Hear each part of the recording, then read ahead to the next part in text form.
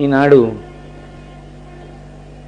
చాలామంది పాపం అక్కడ నిలబడిపోయినటువంటి సందర్భాన్ని పురస్కరించుకొని మీరందరూ కించిత్ పెద్ద మనస్సు చేసుకుని నువ్వు ఒక్కడివి కూర్చోవడానికి విశాలంగా కూర్చుని నేనే చెప్తావు అనుకోకుండా కొద్దిగా కాస్త దగ్గరగా సర్దుకుంటే వాళ్ళు కూడా కూర్చోవడానికి అవకాశం ఉంటుంది. అంచేత మీరు కొంచెం దగ్గరగా తిరిగే ప్రయత్నం చేయండి. మీరు కూడా కాస్త దగ్గరగా వస్తే ఈనాడు నేను కాశీపట్టణం గురించి మీకు విజ్ఞాపన చేస్తాను అని చెప్పాను. కాశీపట్టణం గురించి నేను చెప్దాము అనుకునేసరికే కేవలము దర్శన మాత్రము చేత మన పాపములను తొలగించగలిగినటువంటి గంగ ప్రవహించి వచ్చింది. సాధారణంగా మనం కాశీ వెళ్ళి గంగలో మునక వేస్తే పాపక్షయం అవుతుంది. కానీ మన్ని తరింప చేయడానికి ఇవాళ గంగా నదే ప్రవహించి వచ్చింది. నా గురించి అపారమైనటువంటి ప్రేమ కలిగినటువంటి గోపాలకృష్ణ గారు ప్రేమ పొంగిల్లినప్పుడు దోషాలు కూడా గుణాలుగా కనపడతాయి. అందుకని వారు అప్పుడప్పుడు అలా అంటూ ఉంటారు. అవన్నీ నిజంగా నా ఎందున్నాయి అనుకుంటున్నారేమో. నిజంగా ఏదైనా ఒక్క గుణం ఏదైనా ఉంటే అది మా గురుదేవుల యొక్క ప్రసాదం. ఇవాళ అటువంటి మహనీయులు సభలో ఉండగా నేను శివాస్తోత్తరం చెప్పించే కన్నా తరువాతి ఉపన్యాసం నేను చెప్తాను. ప్రతిరోజు ప్రదోష వేళలో మనం శివాస్తోత్తరం చెప్పుకుంటున్నాం కనుక ఇవాళ మా గురుదేవుల పాదములు పట్టి వారిని నేను ప్రార్థించేది ఏమిటంటే ఒక్కసారి మా అందరితో ఇవాళ శివాస్తోత్తరం మీరు పలికించండి, మేము పలుకుతాం, తర్వాత నా ఉపన్యాసాన్ని ప్రారంభం చేస్తాను. ఒక్కసారి గురువు గారిని తీసుకురండి. అక్కడి నుంచి చెప్పి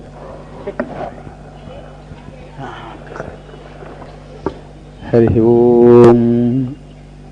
ధవల వపుషమిందోః ధవలవపుషమిందోః మండలే సన్నివిష్టం భుజగవలయహారం భస్మదిగ్ధాంగమీశం మృగయ పరశుపాణిం చారుచంద్రార్ధమౌళిం హృదయ కమల మధ్యే సంతతం చింతయామి శివో మహేశ్వర శంభుః పినాకీ శశిశేఖరః వామదేవో విరూపాక్షః కపర్దీ నీలలోహితః శంకరః శూలపాణిశ్చ ఖట్వాంగీ విష్ణువల్లభః శశి విష్టోంబికానాథః శ్రీకంఠో భక్తవత్సలః భవః సర్వస్త్రిలోకేశః శితికంఠః శివాప్రియః ఉగ్రః కపాలీ కామారీ అంధకాసురసూదనః గంగాధరో లలాటాక్షః కాలకాలః కృపానిధిః భీమః పరశుహస్తశ్చ మృగపానిర్జటాధరః కైలాసవాసీ కవచీ కఠోరస్త్రిపురాంతకః వృషాంకో వృషభారూఢో భస్మోద్ధూళిత విగ్రహః సామప్రియః సర్వమయః త్రయీమూర్తిరనీశ్వరః సర్వజ్ఞః పరమాత్మా చ సోమసూర్యాగ్నిలోచనః హవిర్యజ్ఞమయః సోమః పంచవక్త్రః సదాశివః విశ్వేశ్వరో వీరభద్రో గణనాథః ప్రజాపతిః హిరణ్యరేతా దుర్ధర్షో గిరీశో నఖః గిరీశో గిరిశో నగః భుజంగభూషణో భర్గో భుజంగభూషణో భర్గో గిరిధన్వా గిరిప్రియః గిరిధన్వా గిరిప్రియః కృత్తివాసాః పురారాతిః కృత్తివాసాః పురారాతిః భగవాన్ ప్రమథాధిపః భగవాన్ ప్రమథాధిపః మృత్యుంజయః సూక్ష్మతనుః మృత్యుంజయః సూక్ష్మతనుః జగద్వ్యాపీ జగద్గురుః జగద్వ్యాపీ జగద్గురుః వ్యోమకేశో మహాసేన వ్యోమకేశో మహాసేన జనకశ్చారు విక్రమః జనకశ్చారు విక్రమః రుద్రో భూతపతిస్థానుః రుద్రో భూతపతిస్థానుః అహిర్బుద్ధ్యో దిగంబరః అహిర్భూత్మ్యో దిగంబరః అష్టమూర్తిరనేకాత్మ అష్టమూర్తిరనేకాత్మ సాత్విక శుద్ధ విగ్రహః సాత్విక శుద్ధ విగ్రహః శాశ్వతః ఖండ పరశుః శాశ్వత ఖండ పరశుః అజః పాశ విమోచకః అజపాశ విమోచకః మృడః పశుపతిర్దేవో మృఢ పశుపతిర్దేవో మహాదేవో వ్యయో హరిః మహాదేవో వ్యయో హరిః భూషదంతభిదవ్యగ్రో ఔషదంతభిదవ్యగ్రో దక్షాధ్వరహరో హరః దక్షాధర హరో హరః భగనేత్రభిదవ్యక్తః భగనేత్రభిదవ్యక్తః సహస్రాక్ష సహస్రపాత్ సహస్రాక్ష సహస్రపాత్ అపవర్గ ప్రదోనంతః అపవర్గ ప్రదోనంతః తారకః పరమేశ్వరః తారక పరమేశ్వరః ఏవం శ్రీ శంభుదేవస్య ఏవం శ్రీ శంభుదేవస్య నామ్నామష్టోత్తరం శతం నామ్నామష్టోత్తరం శతం శ్రీ శివాష్టోత్తర శ్రీ శివాష్టోత్తర శతనామస్తోత్రం శతనామస్తోత్రం సమాప్తం. సమాప్తం. హరి ఓం. ఇవాల్టి రోజున వారణాసి క్షేత్రం గురించి చెప్పుకుందామని నిన్నటి రోజున మీతో నేను ప్రస్తావన చేసి ఉన్నాను. వారణాసి క్షేత్రంలో వెలిసినటువంటి విశ్వేశ్వరుడు గురించి ఒక ప్రార్థనా శ్లోకాన్ని పెద్దలు చెప్తూ ఉంటారు. సానందమానందవనీ వసంత ఆనందకందం హతపాప బృందం వారణాసీనాథమనాథనాథం శ్రీ విశ్వనాథం శరణం ప్రపద్యే. మనకి శాస్త్రంలో జ్ఞాన మార్గమునందు నయ్యితి నయ్యితి నయ్యితి నయ్యితి అంటూ వెళ్ళినప్పుడు ఏ లక్ష్యాన్ని చేరుకుంటామో, భక్తి మార్గంలో శరణు శరణు శరణు శరణు అంటూ మీరు ఏ ఇంద్రియాల్ని మనస్సుని గెలవలేకపోతున్నారో మీ యొక్క బలహీనతని ఈశ్వరుడి పాదముల దగ్గర విజ్ఞాపన చేసి ఈశ్వరుడి యొక్క అనుగ్రహం చేత ఆ ఇంద్రియములను మనస్సును గెలవగలిగినటువంటి స్థితిని పొంది తత్కారణము చేత ఈశ్వరానుగ్రహంగా జ్ఞానాన్ని పొందినటువంటి వాడు కూడా అదే స్థితిని పొందుతాడు. అందుకే మనం ఈ శరణు అన్న మాట సాధారణంగా వాడుతుంటాం. శరణం తరుణేందు శేఖర శరణం మే గిరిరాజ కన్యక శరణం పునరేవతా ఉభౌ శరణం నాణ్యతుపైవి దైవతం అంటాం. దీని చేత అందుచేతనే శరణనేటటువంటిది కేవలం నోటితో చెప్పేటటువంటిది కాదు. ఇప్పటి వరకు ఏవి మిమ్మల్ని మాయయందు తిప్పాయో, ఏవి మిమ్మల్ని సంసారమునందు మగ్నులుగా ఉండేటట్టుగా చేయగలిగాయో, వేటిని మీరిక గెలవలేనని అనుకుంటున్నారో అది యథార్థముగా భగవంతుని పాదముల దగ్గర అంగీకరించాలి. ఈశ్వర, నేను ఈ ఇంద్రియముల యొక్క అలజడిని తట్టుకోలేకపోతున్నాను, ఈ మనస్సు యొక్క ఉద్ధతిని నేను గెలవలేకపోతున్నాను, వీటిని గెలిచేటట్టుగా నీవే నీ శక్తిని నాయందు ప్రవేశపెట్టి నీ అనుగ్రహాన్ని నాయందు ప్రచోదనం చేసి దాని చేత నేను వీటిని గెలవగలిగినటువంటి సమర్థతని కటాక్షించు అని మీ బలహీనతని ఈశ్వరుడు ముందు అంగీకరించడం శరణాగత అవుతుంది. అందుకే ధూర్జటి కాళహస్తీశ్వర శతకంలో రోసీరోయదు కామినీ జనుల తారుణ్యోరు సౌఖ్యంబులన్ బాషీబాయదు పుత్రమిత్రధన సంపద్భ్రాంతి వాంఛాలతల్ కోశీ కోయదు నా మనంబకట నీకున్ ప్రీతిగా సక్రియల్ చేసీ చేయదు దీని త్రుళ్ళనచవే శ్రీకాళహస్తీశ్వర అని అడిగాడు. అది లొంగినట్టుంటుంది, లొంగకుండా పోతుంది. దాన్ని ఎంత అందంగానో ఇప్పటికీ సుఖం చాలన్నట్టుంటుంది, మళ్ళీ సుఖాలను అడుగుతుంటుంది. భగవంతుడి సేవ చేసినట్టుంటుంది, యామరిపోతుంది. ఇవన్నీ ఏమిటని వైరాగ్యం పొందినట్టుంటుంది, మళ్ళీ సంసారం వైపుకు పరుగులు తీస్తుంది. ఎంత ప్రయత్నించినా నీ పాదముల వైపు ఉన్ముఖము చేయలేనటువంటి నా బలహీనతను గుర్తిరిగి, ఈశ్వర నీవే నన్ను నీవాడిగా స్వీకరించు అని చెప్పడమే శరణాగతి. అందుకే శ్రీ విశ్వనాథం శరణం ప్రపద్యే, ఓ విశ్వనాథుడా నీకు నేను శరణాగతి చేయుచున్నాను అని ఆ ప్రార్థనా శ్లోకాన్ని ప్రారంభం చేస్తారు. సనాతన ధర్మమునందు జన్మించినటువంటి ఏ వ్యక్తికైనా జీవితంలో తప్పకుండా ఉండే కోరిక ఏమిటంటే ఒక్కసారి కాశీ వెళ్ళాలని, ఒక్కసారి కాశీ వెళ్ళాలని, ఒక్కసారి ఆ గంగలో స్నానం చెయ్యాలని, ఒక్కసారి ఆ విశ్వనాథలింగాన్ని 2 చేతులతో ముట్టుకోవాలని, ఒక్కసారి ఆ అన్నపూర్ణమ్మ దగ్గరికి వెళ్ళి నమస్కారం చెయ్యాలని, ఆ విశాలాక్షి తల్లి దేవాలయానికి వెళ్ళి అమ్మ తన విశాలమైన కన్నులతో ఈ లోకాన్నంతటినీ ఎలా పరిపాలన చేస్తోందనేటటువంటి విశేషాన్ని, అమ్మ కన్నులలో కారుణ్యాన్ని ఒక్కసారి దర్శనం చెయ్యాలని కోరిక లేనటువంటి వాడు సనాతన ధర్మమునందు ఉండడు. ఎక్కడ పుట్టనివ్వండి, ఎక్కడ ఉండనివ్వండి, జీవితంలో ఎవరికైనా ఉండే కోరిక ఏమిటంటే ఒక్కసారి కాశీ వెళ్ళాలని ఉందంటారు. అసలు కాశీ నేను రానన్నవాడు కానీ, కాశీ వెళ్ళనన్నవాడు కానీ మీకు ఉండడు. కాశీ పట్టణానికి వెళ్ళి ఆ విశ్వేశ్వరుణ్ణి దర్శించాలన్నది సనాతన ధర్మమునందున్నటువంటి ప్రతి వ్యక్తికి ఉండేటటువంటి కోరిక.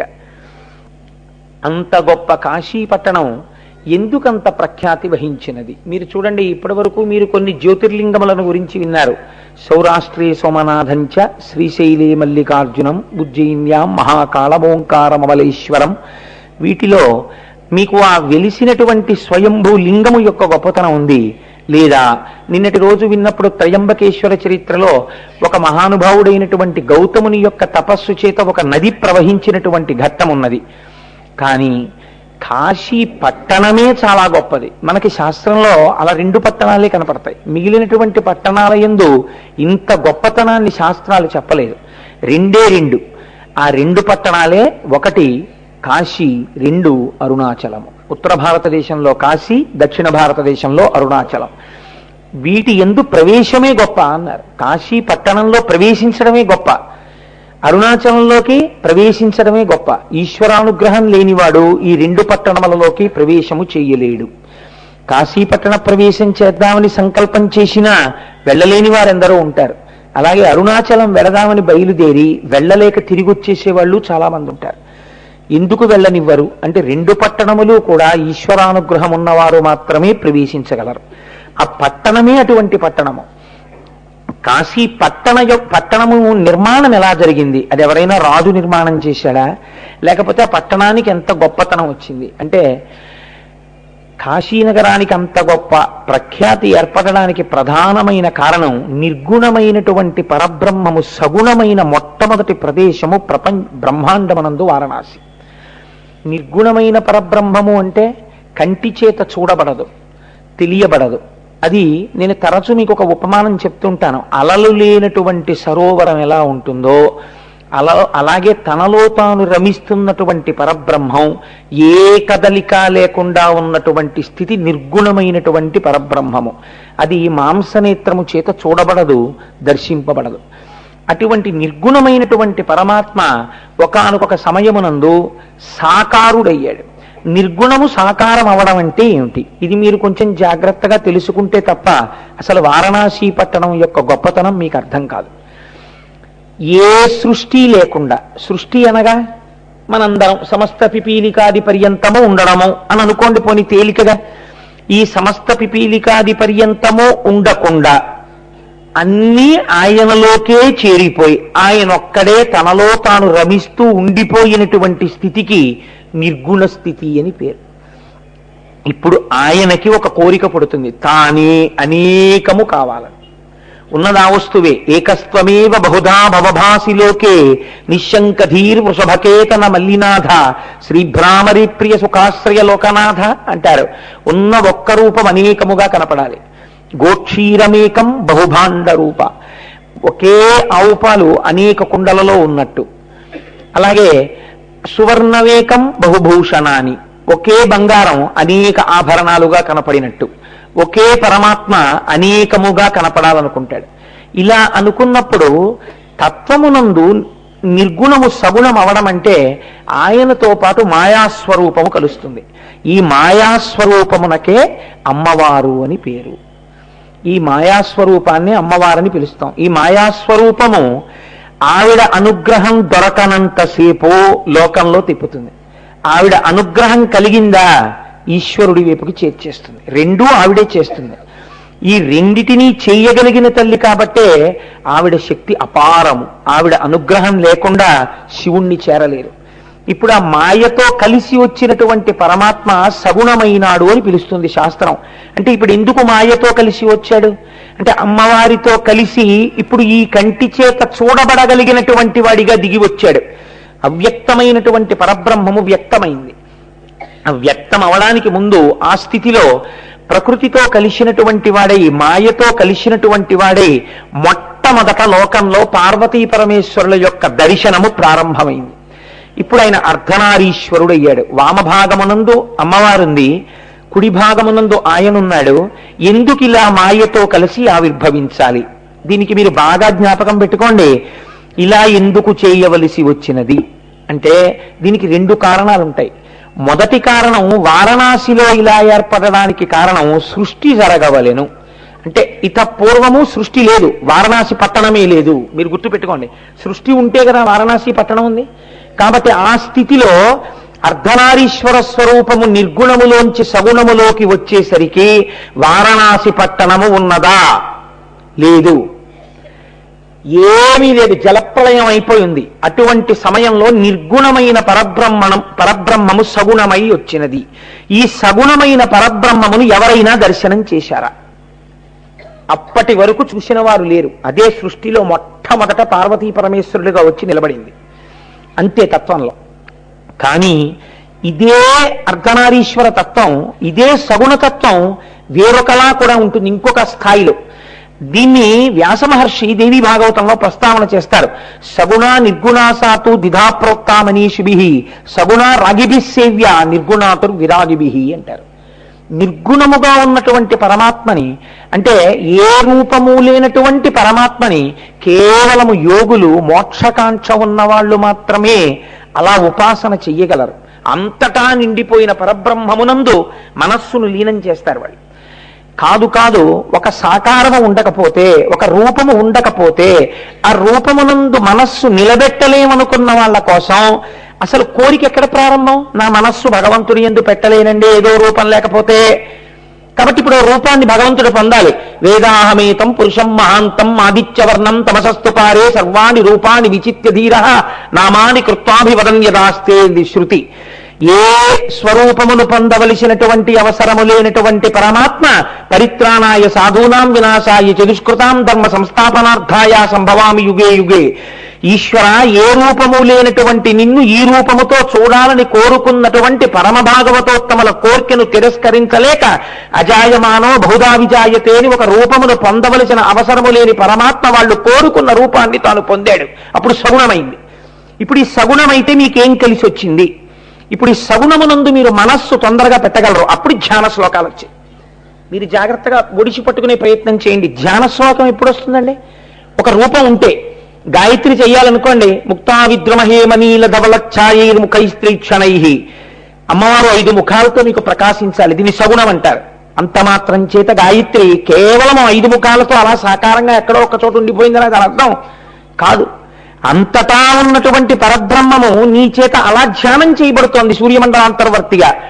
అదే అమ్మవారి స్వరూపం కాదు. అమ్మవారి స్వరూపము నీ చేత అటుల ధ్యానము చేయబడుతున్నది, అలా కనపడుతుంది. సుందరకాండలో హనుమ అమ్మవారిని ఎలా చూడాలనుకుంటున్నారో అలా కనపడింది ఆవిడికి. ఒకే సీతమ్మ శిశుపా వృక్షం మించి చూస్తున్నటువంటి హనుమకి పూజనీయురాలిగా కనపడింది. అక్కడే నిలబడిన రావణాసురుడికి అనుభవైక వేద్యమైన స్త్రీగా కనపడింది. పాడు చెయ్యాలనుకున్నవాణ్ణి అలా పాడు చేసింది, ఉద్ధరించాలనుకున్నవాణ్ణి ఇలా ఉద్ధరించింది. ఏకకాలమునందు రెండూ చేస్తుంది. ఇది మాయా. కాబట్టి ఇప్పుడు ఒక స్వరూపం వచ్చిందనుకోండి, మీరు ధ్యానం చేస్తారు, ఏదో ఒక దాని యందు మనస్సు పెడతారు. మనస్సు పెట్టడం తప్పు కాదు. ఈ రూపమునందు నా మనస్సు బాగా మగ్నమవుతుంది అని ఒక రూపాన్ని పట్టుకోవడం ఎంత మాత్రమూ తప్పు కాదు. దానికోసమే ఈశ్వర స్వరూపాలు వచ్చాయి. కానీ ఒక రూపాన్ని పట్టుకుని ఈ రూపమే పరమాత్మ, ఈ రూపం కన్నా నేను ఇంకో రూపం భగవంతుడు కాదంటానంటాం పొరపాటు. అంతటా పరమాత్మే అనేక రూపాల్ని పొంది ఉన్నాడు ఆయన అవసరాన్ని బట్టి. ఈ రూపం మీకు ఎంతవరకు పనికొస్తుంది? మీ మనస్సు పెట్టడం వరకు పనికొస్తుంది. ఒక పంచదార బొమ్మ లేదా ఒక ఉప్పు బొమ్మ సముద్రపు యొక్క లోతు తెలుసుకుందామని సముద్రంలోకి ప్రవేశించి ప్రయాణం మొదలుపెట్టింది. అది సముద్రపు తడుగుకి చేరే లోపల సముద్రములో అంతర్భాగమై కరిగిపోయింది. ధ్యాన శ్లోకంతో ప్రారంభమైనటువంటి ఉపాసన ప్రారంభమై ఒక పరమాత్మ యొక్క స్వరూపాన్ని మనస్సుతో పట్టుకోవడానికి చేసేటటువంటి ప్రయత్నంలో ఇంద్రియములన్నీ వెనక్కొచ్చేసి మనస్సు లోపలికొచ్చేసి ధ్యానము చేస్తున్నవాడు, ధ్యానము చేయబడుతున్న వస్తువు, ధ్యానము అన్న మూడు చిరిగిపోయి ఒక్కటైపోతుంది. ధ్యాన జాతృజ్జేయ రూప మూడుగా ఉన్నది ఒక్కటిగా మారిపోతుంది. అప్పుడు ఏమయ్యారు? సోహం సోహం అహం బ్రహ్మాస్మి, మీరే ఈశ్వరుడు అవుతున్నారు. అప్పటికి ఆ రూపం మీకు పట్టుకోవడానికి ముందు కావాలి. నేను తరచు చెప్తూ ఉంటాను ఒక ఉదాహరణ. ఈ పట్టుకునేటటువంటి వస్తువు ఎటువంటిది? ధ్యానము చేత. అంటే మీరు గోడ దూకాలి అని అనుకున్నారనుకోండి, చిన్నప్పుడు హై జంప్ చేసేవాళ్ళు స్కూళ్ళల్లో ప్రాక్టీస్ చేస్తూ ఉంటారు. వాళ్ళు ఎక్కడో స్కూల్ గ్రౌండ్ లో ఒక దూరంగా ఉన్న చోటు నుంచి ముందు దూకవలసినటువంటి గోడ దగ్గరికి పరిగెత్తేటప్పుడు చేతిలో ఒక పొడుగాటి కర్రని పట్టుకుని పరుగు పరుగున వచ్చి ఆ చేతిలో ఉన్నటువంటి కర్ర యొక్క రెండవ చివరని భూమికి గట్టిగా తాటించి తన శరీరాన్ని ఆ కర్ర యొక్క ఊతం చేత పైకి లేపి గోడ మించి అవతల వైపుకు పడిపోతాడు. పడిపోయేటప్పుడు ఈ పట్టుకెళ్ళినటువంటి కర్ర తనని ఏ కర్ర తనకి ఆధారంగా వచ్చి తన శరీరం పైకి లేవడానికి ఉపయోగపడిందో ఆ కర్రని తాను తీసుకుని వెళ్ళడు. కర్రని ఇటు పడేసి తానటు దూకేస్తాడు. ఒక స్వరూపాన్ని పట్టుకుని ధ్యానం చేసినటువంటి ధ్యానము చిట్ట చివరికి ఏ స్థితికి ప్రయాణించాలి అంటే అంతటా ఉన్నటువంటి పరమాత్మని కన్నులు విప్పి కూడా దర్శనం చెయ్యగలగాలి. అప్పుడేమవుతుంది? నమచ్చోరాయిచ శిష్ప్యాయిచ ఫేన్యాయిచ శికత్యాయిచ విద్యుచ్చాయిచ ప్రవాహ్యాయిచ మేఘ్యాయిచ, ఎక్కడ చూసినా మీకు ఈశ్వరుడే కనపడుతుంటాడు. ఈ స్థితిని పొందడం కోసం విశ్వమునందు విశ్వనాథుణ్ణి దర్శనం చెయ్యడం కోసం మీకు సాకారమైనటువంటి ఉపాసన ప్రారంభమైంది. కాబట్టి ఇప్పుడు విశ్వనాథుని యొక్క ఆవిర్భావము రెండు కోణముల యందు ప్రారంభమైంది.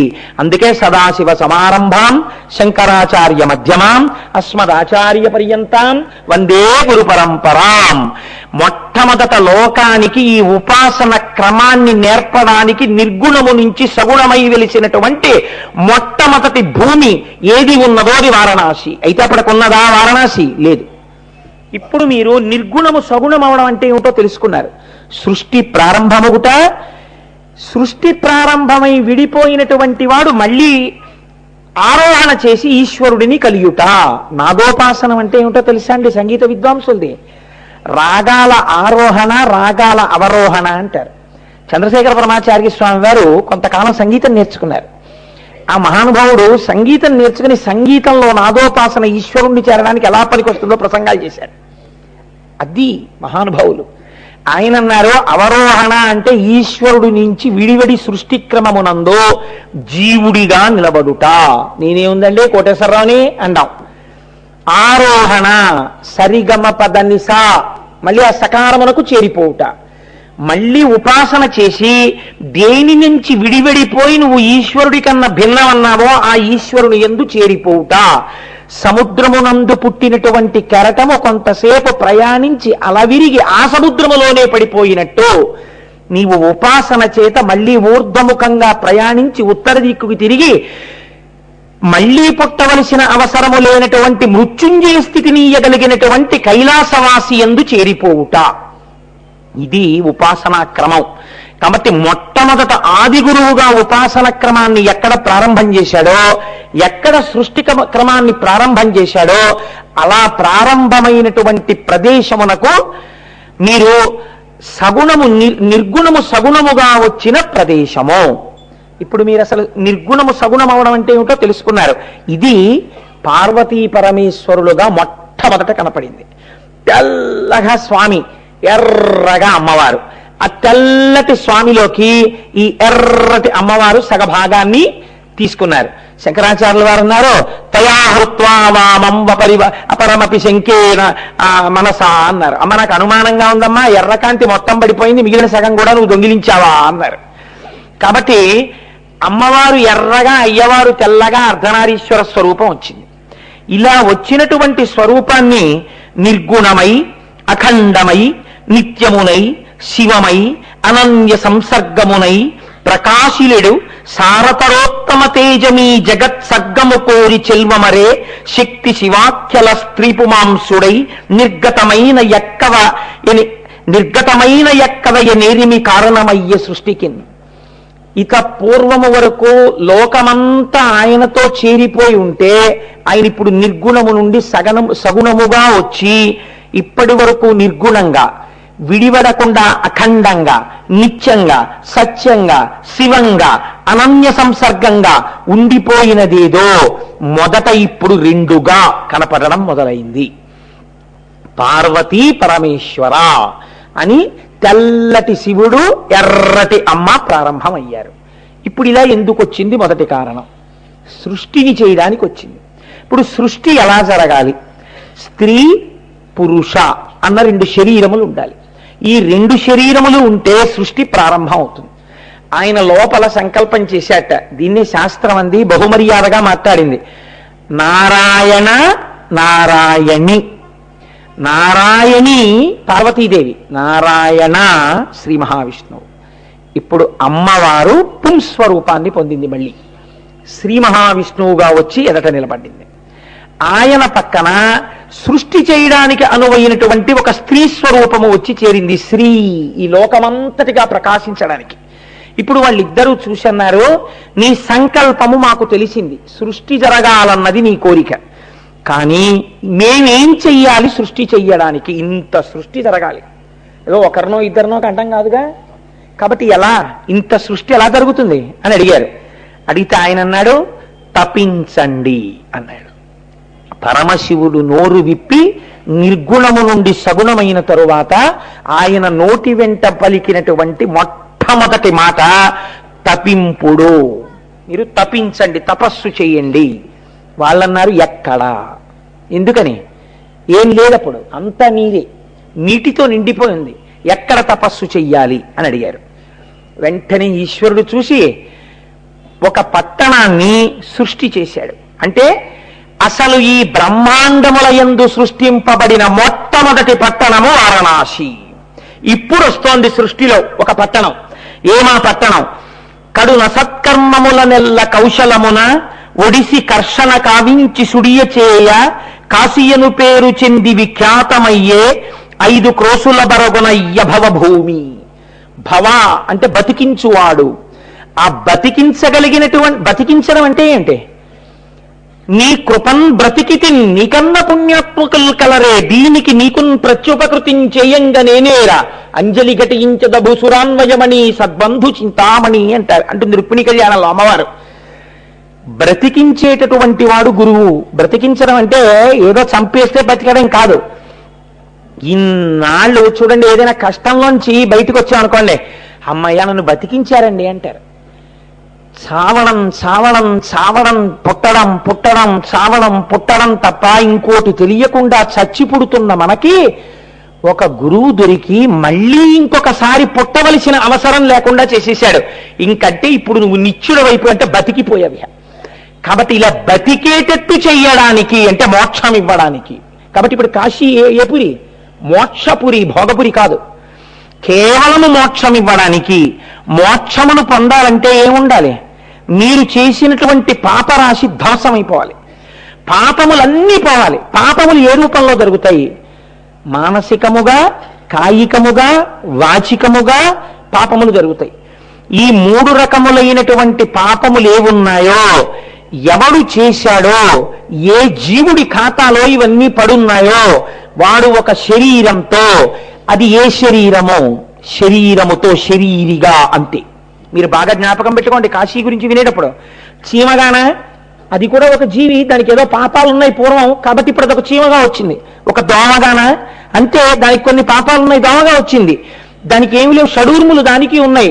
జననం ఉంది, మరణం ఉంది, ఆకలి ఉంది, దప్పికుంది, భయం ఉంది, శోకం ఉంది, మోహం ఉంది. కాబట్టి షడూర్ములతో ఉన్నటువంటి సమస్త ప్రాణులు జీవకోటులే.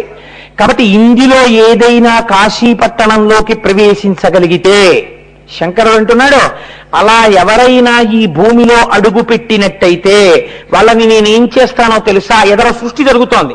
సృష్టి అంటే అందరూ ఈశ్వరుడి నుంచి విడివడి జీవస్థాయిలోకి వెళ్ళిపోతున్నారు. వీళ్ళు ఇలా ఎన్ని కోట్ల జన్మలు తిరుగుతున్నారో, నా అంతవాణ్ణి నేను, నా అంతవాణ్ణి నేనన్న అజ్ఞానంతో కర్మలు చేస్తూ మళ్ళీ ఈశ్వరుణ్ణి చేరడం ఎలా? అంత తేలిక కాదు. కానీ నేను ఇవాళ ఒక సులభ మార్గాన్ని ఇస్తున్నాను. సృష్టికే మొదట వచ్చిన పట్టణం కాబట్టి ఇందులోకి ఎవరు అడుగు పెడతారో వాళ్ళకి కడు అసత్కర్మముల నెల్ల కౌశలమున ఒడిసి కర్షణ కావించి సుడియ చేయ. కౌశలమున ఎంత గొప్ప మాట వేశారో చూడండి. అంటే మంచి నేర్పరితనంతో ఈ శరీరంలోంచి ఒక భాగాన్ని బయటికి తీస్తున్నారనుకోండి, చాలా అల్లరి ఉండాలి దానికి. ఆపరేషన్ చేస్తున్నారని అనాలి, హాస్పిటల్లో జాయిన్ అవ్వాలి, ఎనస్థీషియా ఇవ్వాలి, ఇంటెన్సివ్ కేర్ యూనిట్ అద్దంలోంచి మిగిలిన వాళ్ళు చూడాలి, డాక్టర్ గారు వచ్చి కత్తితో కొయ్యాలి. ఒక్కొక్కసారి ఇదిగోనండి మీ వాడి శరీరంలోంచి తీసేసిన భాగం అని తీసుకొచ్చి చూపిస్తూ ఉంటారు కూడా. చేసిన పాపపుణ్యములనేటటువంటివి ప్రపంచంలో తత్వమునందు ఒక్కటే మాట, పాపమే. పుణ్యం అన్న మాట లేదు అసలు. మీరు బాగా గుర్తుపెట్టుకోండి. ఎందుకో తెలుసా అండి? పుణ్యము కూడా ఈశ్వరుణ్ణి చేరడానికి ప్రతిబంధకమే. పుణ్యం ఒక్కటి ఉండిపోయింది అనుకోండి, ఏమవుతుంది? మీరు దేవలోకంలోకి వెళ్ళి స్వర్గలోకంలో కూర్చోవాలి భోగాలు అనుభవిస్తూ. అయిపోయింది అనుకోండి, పుణ్యం అంతా సొమ్మైపోయింది అనుకోండి, ఏం చేస్తారు? క్షీణే పుణ్యే మత్స్యలోకం విశంతి, తోసేతలు పారేస్తారు మళ్ళీ కిందకి. మళ్ళీ పాపం పుణ్యం మొదలెట్టుకోవాలి. ఇప్పుడు పుణ్యం ఈశ్వరుణ్ణి చేరడానికి మార్గమా? కాదు. చిత్తశుద్ధి ఏర్పడడానికి మార్గంగా ఈశ్వరుడి యొక్క కర్మగా మీరు పుణ్యం చేయాలంటే, ఈశ్వరారాధనగా ఈశ్వరుడికి ధారబోస్తూ పుణ్యం చేయాలి. జ్ఞానాగ్ని దగ్ధ కర్మాణం. అంతేగాని ఇది నన్ను ఉద్ధరిస్తుందని పుణ్యం చేస్తే అది బంధనం అవుతుంది తత్వంలో. కాబట్టి పుణ్యము పాపము యొక్క వేరొక రూపమే, అది ఈశ్వరుణ్ణి చేరనివ్వదు. కాబట్టి పాపము ధ్వంసమగుట, పుణ్యము ధ్వంసమగుట, అలా అర్థం చేసుకోవాలి మీరు. ఇప్పుడు పాపము లేదు, పుణ్యము లేదు. నాకు ఎంత పాపం ఉంది, ఎంత పుణ్యం ఉందండి? మీకు తెలియదు, నాకు తెలియదు. సంచితం ఎన్ని పర్వతాలు పడిపోయినట్టుంటాయి మన ఖాతాల్లో. ఎన్ని పాపాలో ఎన్ని పుణ్యాలో ఒకేసారి అనుభవించమంటే ఏడుస్తాడని, ఏదో మార్చి కొంచెం నవ్వుతాడు ఏడుస్తాడని పుణ్యం పాపం కలిపి ఇక్కడ రాసేస్తాడు ఆయన. ఆ బతికిన నాళ్ళు పొద్దున నవ్వడం, మధ్యాహ్నం ఏడవడం, సాయంకాలం నవ్వడం, రాత్రి ఏడవడం, ఇలా వెళ్ళిపోతూ ఉంటుంది జీవితం. కౌశలం అనగా దర్భను శిష్యుడు ఎంతవరకు అవసరమో అంతవరకు మాత్రమే కోయుట. కాబట్టి పరమ జాగ్రత్తని నేర్పుట అంటే లోకమంతటిని ఈశ్వరుడిగా ఉపాసన చేయడం, నిష్కారణంగా తనకు అవసరం లేని దాని జోనికి తాను వెళ్లకుండా ఉండుట. దీన్ని శాస్త్రం అంది ఈశ్వరుణ్ణి చేరుకోవడానికి ఎక్కవలసినటువంటి మెట్లలో అపరిగ్రహము అన్న మాటతో పిలిచింది. నీకు అక్కరలేనిది ఏదైనా సరే నీవు ముట్టరాదు. నీకు మడిబట్టతో పూజ చేసుకోవడానికి ఒక నూలు వస్త్రంతో నువ్వు చెయ్యగలిగినప్పుడు కోటి పట్టుపురుగుల్ని చంపే పట్టుపంచతో నీవు చేయరాదు. అపరిగ్రహము, అనవసరముగా సృష్టిలో దేనిని తీసుకొనకుండా ఉండుట. ఈ బుద్ధిని ఎవరు నేర్పుతారో తెలుసా అండి? ఈ కౌశలాన్ని గురువు నేర్పుతాడు. అందుకే దర్భలు కొయ్యడంతో మొదలు గురువు గారి దగ్గర. ఈశ్వరుడు గురువు శిష్యుడికి ఎలా నేర్పాడో ఉపాసన అంత అందంగా వీడి ఖాతాలో పడిపోయి ఉన్నటువంటి కొన్ని కోట్ల జన్మల నుంచి చేసిన పాపపుణ్యములన్న పర్వతములను కాశీలో అడుగు పెట్టగానే చూస్తాట. వీడు కోటేశ్వరరావు, వీడికి ఏముంది పాపం, ఏముంది పుణ్యం, ఏమిటి వీడి గత జన్మ? ఓ ఆవు, అంతకుముందు ఓ కుక్క, అంతకుముందు ఓ నక్క, అంతకుముందు ఓ పంది. వీడి ఖాతాలో ఎంత ఉన్నది పాపపుణ్యములు ఒక్కసారి చూస్తారు. అనంతముగా పడిపోయింది రాశి. ఈశ్వరుడు ఏం చేస్తాడోటో తెలుసండి? ఆయన మీకు మొన్నటి రోజున శివశబ్దం గురించి చెప్పాను. స్వతంత్రుడు. నువ్వు ఇలా ఎందుకు చేశావని అడగగలిగిన మొనగాడు లేడు. కేవలము ఆ పట్టణములో అడుగు పెట్టినంత మాత్రం చేత కౌశలమున ఒడిసి కర్షణ కావించి సుడియ చేయ. మీరు చేసిన కర్మల రూపములో నేను చేస్తున్నానని చేయడం వల్ల మిమ్మల్ని బంధించడానికి ఏర్పడినటువంటి పాపపుణ్యములను ఉత్తర క్షణమునందు కాశీపట్టణమునందు అడుగు పెట్టగానే ధ్వంసం చేసేస్తాడు. అయిపోయినంత ఆ పేజీ చింపేస్తాడు. ఇంకా పాపం ఆయన అప్పు తీసుకున్నాడు, ఏదో అనారోగ్యం పాలైపోయాడు, అప్పు తీర్చలేమోనని బెంగెట్టుకుంటున్నాడు. ఉదారుడై అప్పిచ్చిన ఆయన వెళ్ళన్నాడు, ఏమయ్యా నువ్వు ఎటువంటి వాడివో నాకు తెలుసు, నువ్వు చాలా మంచివాడివి, నీ కర్మకాలి తీసుకున్న అప్పు తీర్చలేని స్థితి వచ్చింది, చాలా ఇబ్బందిలో ఉన్నావు, ఇంకా నువ్వు నా అప్పు తీర్చక్కర్లేదనడానికి ఏం చేస్తున్నానో తెలుసా? అమ్మో రేపు పొద్దున్న మీ అబ్బాయి అడిగితే, లేకపోతే మీ బుద్ధి మారి మళ్ళీ అడిగితే అనుకుంటావేమో, ఇదిగో ప్రోనోటు చింపేస్తున్నాను అని ఆయన ఎదురుగుండానే ప్రోనోటు చింపేశాడు. మంచంలో పడున్నవాడికి అభానం లేచాడు, అమ్మాయి అప్పు తీరిపోయిందని. అప్పు పుచ్చుకున్నానని రాసినటువంటి ప్రోనోటు చింపడం వెనకాతల చింపినటువంటి వ్యక్తికి కారుణ్యము తప్ప వేరొకటి ఉందా? ఇంకొకటి లేదు. ఈయన ఆరోగ్యంతో మళ్ళీ తిరిగితే చాలు, పోన్లేదో పోతే పోయిందో ₹1,00,000 అని చెప్పి చింపేశాడు అంతే ప్రోనోటు. ఎందుకు చింపేశాడు? ఇచ్చిన డబ్బు తంది, నువ్వు ఎందుకు చింపేశావని కోర్టులో కేసు ఎవడాడు, పోలీస్ స్టేషన్లో కేసు ఎక్కడం. నా డబ్బు నా ఇష్టం, నేను చింపేస్తాను, నువ్వెవడు అడగడానికి? నాకు ఆయన అంటే ఇష్టమయ్యా, చింపేశాడు. అలా వాడు కాశీలోకి వచ్చాడయా, నేను చెప్పాను కాశీలోకి వస్తే చింపేస్తానని. అదేంటంటే కాశీలోకి వస్తే చింపేయంటే నువ్వెవరు అడగడానికి, నా ఇష్టం, నీ చెప్పాను అలాగా. అది మొదటి పట్టణం, నేను సృష్టి చేసింది. అది సృష్టి చేసినప్పుడు నేను ప్రతిజ్ఞ చేశాను, ఎవడిక్కడికి వస్తున్నాడో వాడి పాపములను ధ్వంసం చేసేస్తానని చెప్పాను. చేసేస్తానంతే, నీకు అనుమానమా? అందుకే కాశీలో ఉన్నాడనుకోండి, కర్మ చెయ్యడా చేస్తాడు, కానీ పాపం లేదు పుణ్యం లేదు, వాడికి ఏ జ్ఞానం అక్కర్లేదు. పశువుగా ఉండనివ్వండి, అందుకే చచ్చిపోతే కాశీ వెళ్ళి చచ్చిపోమన్నారు. చచ్చిపోయేటప్పటికి కూడా ఏమీ ఉండదు అకౌంట్. ఎందుకు ఉండదు అంటే అదో చిత్రమైనటువంటి స్థితి కాశీపట్టణంది. ఎప్పుడు చేసినటువంటి పాపం అప్పుడే పోతుంది. యదహ్నాత్ కురుతే పాపం తదహ్నాత్ ప్రతిముచ్యతే, యద్రాత్ర్యాత్ కురుతే పాపం తద్రాత్ర్యాత్ ప్రతిముచ్యతే అని సంధ్యావందనంలో చెప్పినట్టు ఎప్పటి పాపం అప్పుడే సున్నా తీసేస్తుంటాడు విశ్వేశ్వరుడు. ఇంకేది? వాడు ఊపిరి వదులుదామనే వాడికి పాపం లేదు పుణ్యం లేదు. ఇప్పుడు వాడు ఏం చేయాలి? మోక్షం పొందాలి. ఇది కౌశలమునా, ఇది ఈశ్వర ప్రతిజ్ఞ. అందుకే మన వాళ్ళు సంసార బాధ్యతలు తీరిపోతే కాశీకి వెళ్ళిన వాడు కాటికి వెళ్ళినట్టే.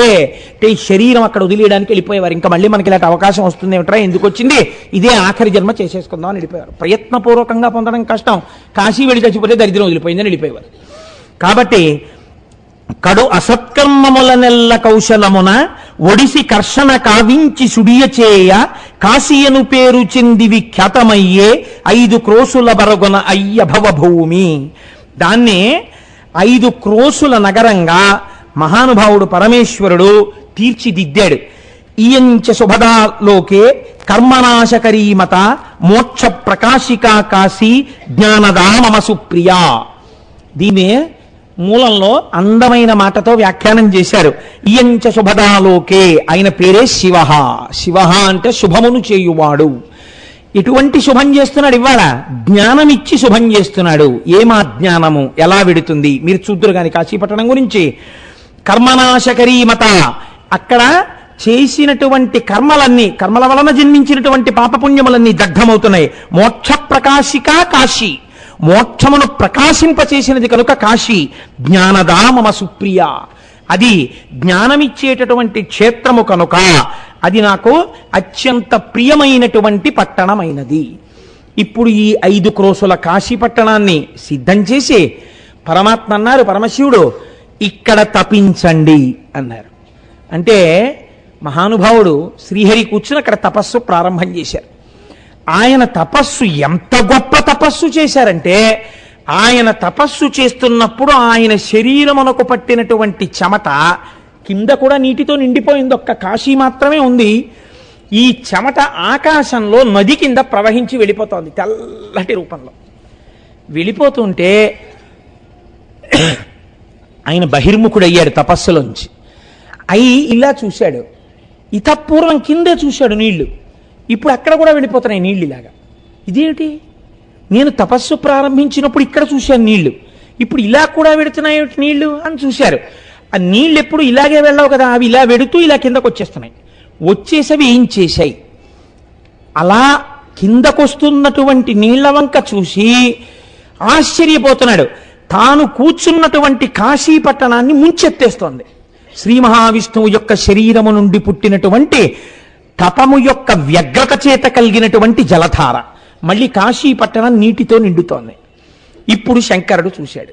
చూసి ఇది కాశీపట్టణం విష్ణువు యొక్క తపము వలన కలిగిన జలధారల యందు మునిగిపోతోందని తన త్రిశూలము చేత పట్టి పైకెత్తాడు. ఇప్పుడు దానికి త్రిశూల స్పర్శ కలిగింది.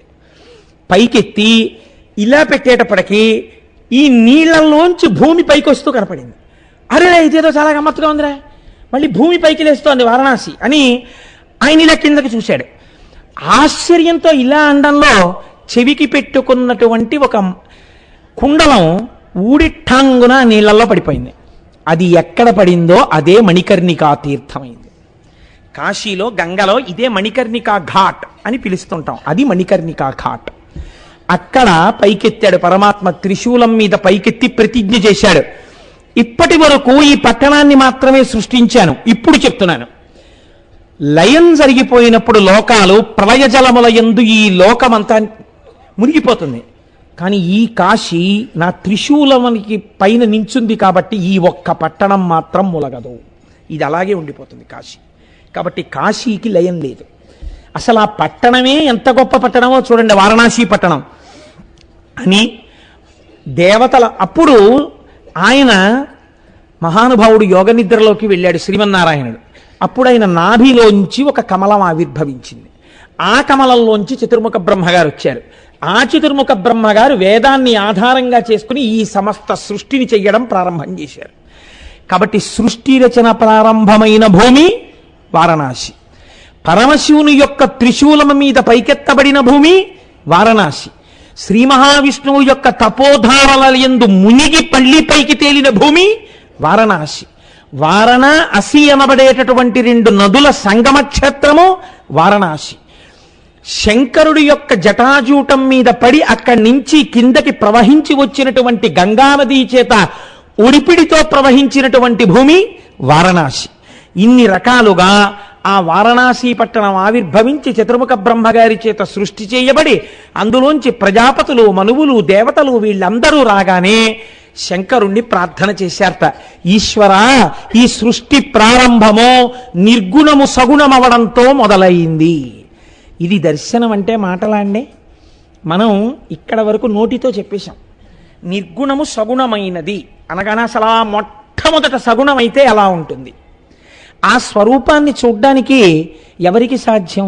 ఒక్క శ్రీ మహావిష్ణువే చూశారు, ఇంకెవ్వరూ చూసినట్టు శాస్త్రంలో లేదు దాన్ని. ఆ తర్వాత మీరేవో మూర్తుల్ని చూస్తున్నారు. మహానుభావుడు శంకరుడు, కైలాస శంకరుడు, కాలడి శంకరుడిగా వచ్చాడు కనుక అలా వచ్చినటువంటి ఆ అర్ధనారీశ్వర స్వరూపం ఎలా ఉంటుందో ఆయన దర్శనం చేశారు శంకరాచార్యుల వారు.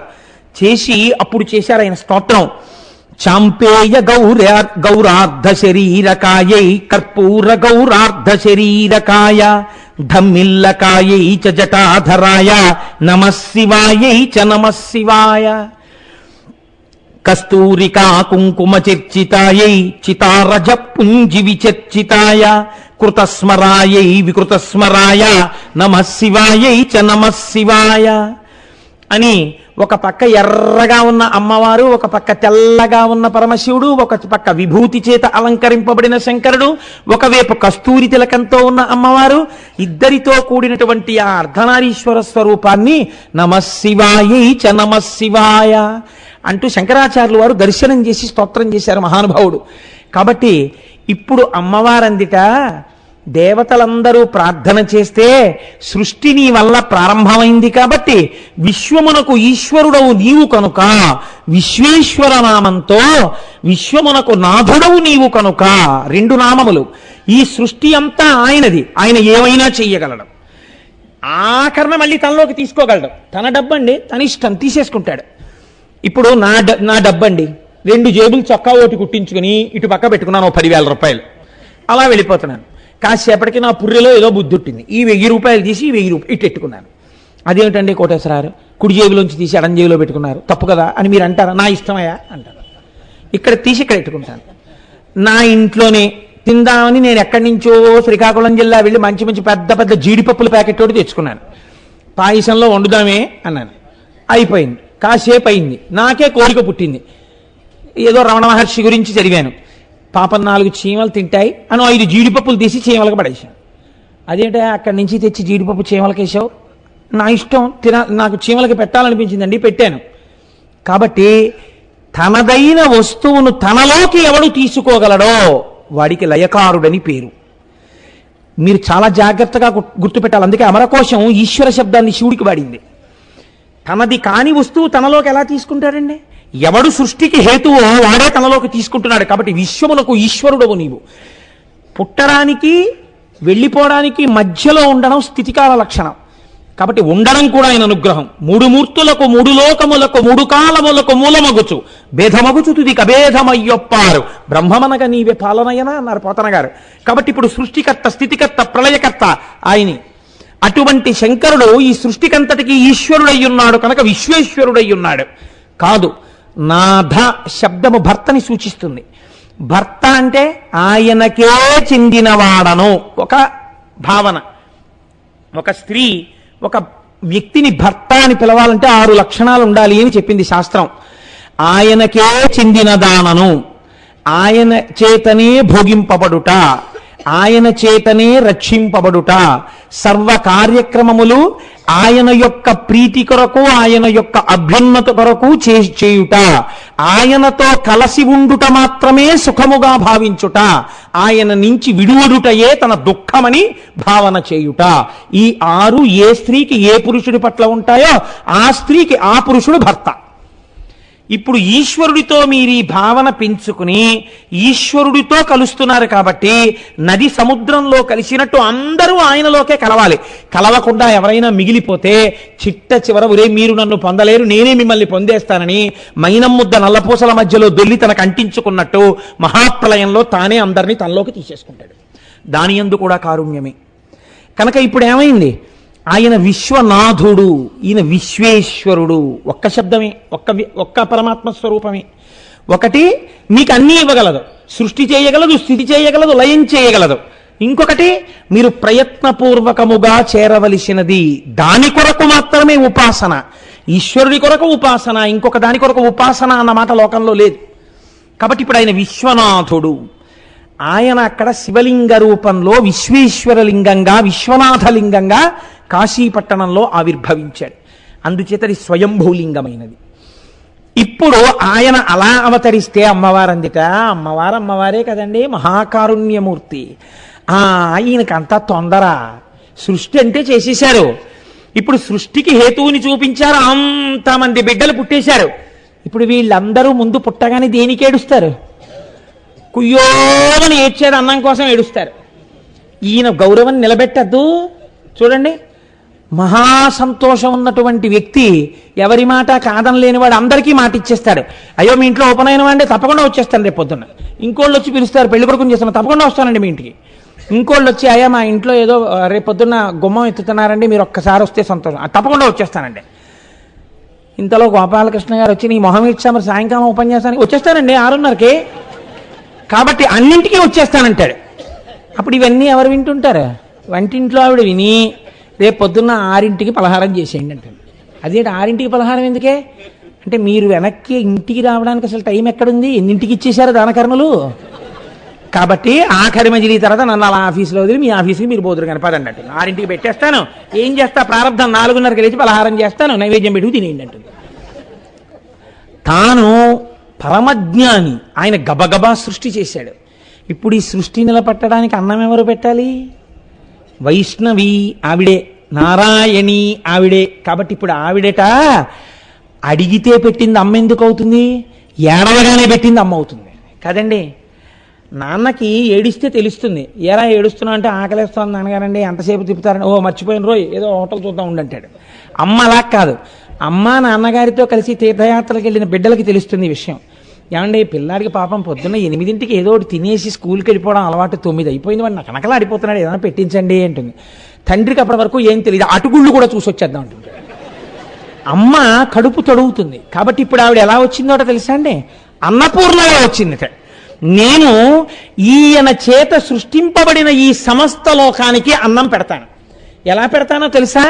తరగనటువంటి పాత్ర పట్టుకుని పాయసాన్ని కోరికలు కూడా తీర్చేయడానికి మణిగణ ఖచ్చితమైన తెడ్డుతో ఇలా పట్టుకుని ఉంటా. అమ్మా అండమే పాపం, అమ్మా అనేటప్పటికీ అయిపోయింది, వడ్డించేసాను వంట అంటుంది అమ్మ. సాధారణంగా మీరు చూడండి, పిలుపుని బట్టి పసిగట్టేస్తుంది ఆవిడ. 5 నిమిషాలు తక్కువ 8 అయిపోయింది అనుకోండి, పిల్ల అమ్మ అందనుకోండి, అయిపోయింది, క్యారేజీ సదనం అయిపోయింది, నువ్వు వచ్చి తినేస్తే చాలు, పళ్ళెల్లో సర్దేశాను, పళ్ళెల్లో కలిపేశాను కూర కూడాను, లెమ్మంటే లేవో 7:15కి లేస్తావు. లేచింది ఆలస్యంగా పిల్ల, దానికోసం పప్పు అన్నం కూడా కలిపి పెట్టేది అమ్మ, కంగారు పడుతూ చెమటలు కక్కుతూ. ఈయనేమో పూజ, సంధ్యావందనం, అక్కడ కూర్చుంటాడు, ఫోన్లు, వచ్చేవాళ్ళు వెళ్ళేవాళ్ళు, పిల్ల ఏడుంబావుకి లేస్తుంది, తాపత్రయం అంతా ఆవిడిది. కాబట్టి నిర్వహణ కోసమని అన్నం పట్టుకుని వచ్చింది కారుణ్యమూర్తి అయి మా అమ్మ ఆవిర్భావం చూడండి ఎంత గొప్ప క్షేత్రమో ఆ కాశీ. పరశివశక్తియుం తనదు భర్త శివుండట విశ్వభర్తనాదొరగడు దివ్యలింగమయి వాసము చెందుట చూచి తాను సంబరమున అన్నపూర్ణయను భాస్వరనామము దాల్చి చేరి శంకరు కెలనన్ వసించే మునికాంతలెరింగి చలంగి పొంగగాన్. ఎంత గొప్ప పద్యాలు వేసేశారండి మహానుభావుడు. పరశివశక్తియుం తనదు భర్త శివుండట విశ్వభక్తనాదరగడు దివ్యలింగమయి వాసము చెందుట చూచి తాను సంబరమున అన్నపూర్ణయను నామము. తన భర్త విశ్వభర్తయ్యి అక్కడ కూర్చుంటే నేను అన్నపూర్ణనై అందరికీ అన్నం పెడతానని మునికాంతలందరూ సంతోషపడేటట్టుగా ఆ శివశక్తి ఏది సృష్టికి హేతువైందో అదే అన్నం పెట్టడానికి ప్రకృతిగా మారింది. దీన్నే మహానుభావుడు పేరాల భరతశర్మ గారు దర్శనం చేశారు. ఒక్కడు ఎంగుముకంబునను మరొక్కడు ఆరుముగాలతోడ నీ ఎక్కున పాలుదావా జగమంతయు బిడ్డలు కన్న తల్లి నేడెక్కడ నుండి చెప్పెదగో ఇనబింబము చంద్రబింబమున్ తక్కక నీ రంబనను దల్పకయున్న అహర్నిశల్ సతీ అన్నారు. అమ్మా మేము బిడ్డలమేగా, మేము పుట్టిన వాళ్ళమేగా, మా అందరికీ నువ్వేగా అమ్మవి, మేము బతకాలంటే నీ పాలు తాగాలిగా, క్యూలో నించుంటే మాకు టర్న్ ఎప్పుడు వస్తుంది? ఒక ఆయన ఏనుగు ముఖంతో తాగేస్తున్నాడు, ఒక ఆయన 6 ముఖాలతో తాగేస్తున్నాడు. ఇద్దరు ఎవరు? ఒకరు విఘ్నేశ్వరుడు, ఒకరు సుబ్రహ్మణ్యుడు. వీళ్ళిద్దరూ తాగాక ఇంకేముంటాయమ్మా అని పిల్లలందరూ ఆకలితో నిలబడ్డారని అమ్మవారు వెంటనే సూర్యుణ్ణి చంద్రుణ్ణి తన స్థనములుగా సృష్టించిందిట. సూర్యబింబము చేత పంటలు పండుతాయి, సూర్యకాంతి చేత. చంద్రబింబము చేత ఎక్కువ తినేస్తే వచ్చిన జబ్బు ఔషధుల వలన తగ్గుతుంది. అందుచేత రెండింటినీ అమ్మవారి స్థనములుగా ప్రకాశింపచేసిందిట. కాబట్టి లోకము అమ్మవారు చేత పోషింపబడుతోంది ఆ తల్లి చేత. కాబట్టి ఇటువంటి అన్నపూర్ణతత్వాన్ని చూసి పొంగిపోయారట మునికాంతలమ్మ. ఇవాళ ఎటువంటి స్వరూపాన్ని పొందావమ్మా. అందుకే మీరు చూడండి, పూర్వం ఎక్కడైనా భోజనాలు పెడితే వెంటనే ఏదో దూడల్ని వదిలేసినట్టు తినేసేవారు కాదు. ఒక్కసారి కూర్చుని నిత్యానందకరి వరాభయకరి సౌందర్యరత్నాకరి నిర్ధూత కిల ఘోర పావనకరి ప్రత్యక్ష మహేశ్వరి ప్రాళేయాచల వంశ పావనకరి కాశీపురాధీశ్వరి భిక్షాం దేహి కృపావలంబనకరి మాతా అన్నపూర్ణేశ్వరి అనేవారు. ఎవరో ఒకరు పెద్దలు ఉంటారు సభలో, అయ్యా ఒక్కసారి ఒక్క పద్యం పాడండి అనేవారు. అంటే వారు ప్రారంభంలో ఒక్కసారి నిత్యానందకరి వరాభయకరి అని వారు పాడితే ఇప్పటికీ ఎన్నో మఠాల్లో అన్నదానం జరిగే చోట గోడల మీద ఈ అష్టకం ఉంటుంది. శంకరాచార్య కృతం అండి మహానుభావుడిది. ఆయన ఆ అష్టకంలో కనీసం ఒక్క పద్యం చదివి, ఒక శ్లోకం చదివి, అమ్మా ఇది నువ్వు పెట్టిన అన్నమమ్మా అని తింటే ఎంత అమ్మకి ఏం కావాలండి ప్రపంచంలో? అమ్మ 10,000 రూపాయల పట్టుపంచి అడగదు, పట్టుబట్టు అడగదు, అమ్మా అన్న పిలుపు అడుగుతుంది అంతే. మీరు చూడండి, అమ్మ దగ్గరికి వెళ్ళి అమ్మ బాగా ఎక్కువ కాలం బతకడానికి హేతు ఏమిటో తెలుసా అండి? అమ్మా అమ్మా అమ్మా అమ్మా అని 10 మాటలు పిలవడమే. కడుపున పుట్టిన బిడ్డ ఎవరైనా సరే అమ్మని అమ్మా అమ్మా అమ్మా అని 10 మాటలు పిలవకపోతే అమ్మని అమ్మ ఆయుర్దాయం తగ్గించిన వారే ఆ బిడ్డ. ఆవిడ ఏం అడగదు మిమ్మల్ని. ఆవిడ అడిగితే ఒకవేళ నిజంగా అటువంటి తత్వం ఉంటే ఆ దోషం ఆవిడితో ఉంటుంది. అలా అనడానికి శాస్త్రం ఒప్పుకోదు. కుపుత్రోజాయే తత్కచిదపి కుమాతాన భవతి. కానీ మీరు మాత్రం అమ్మా అమ్మా అమ్మా అమ్మా నోరారా అనవలసిందే. ఆ మాట అమ్మ ఆయుర్దాయాన్ని పెంచుతుందండి. అంత బిజీ డాక్టరు ఐవీరావు గారు తెల్లవారకట్ట వాళ్ళ అమ్మగారి దగ్గరికి వెళ్ళి మంచం మీద కూర్చుని, అమ్మా లేచావా, అమ్మ తిన్నావా, ఇవాళ బూరులు వండారమ్మా తిను అంటే, ఏం తింటాను రా, షుగరు అంటే, నేను ఉండగా నీకేటమ్మా, తినే 2 బూర్లు ఇంజక్షన్ చేసేస్తాను.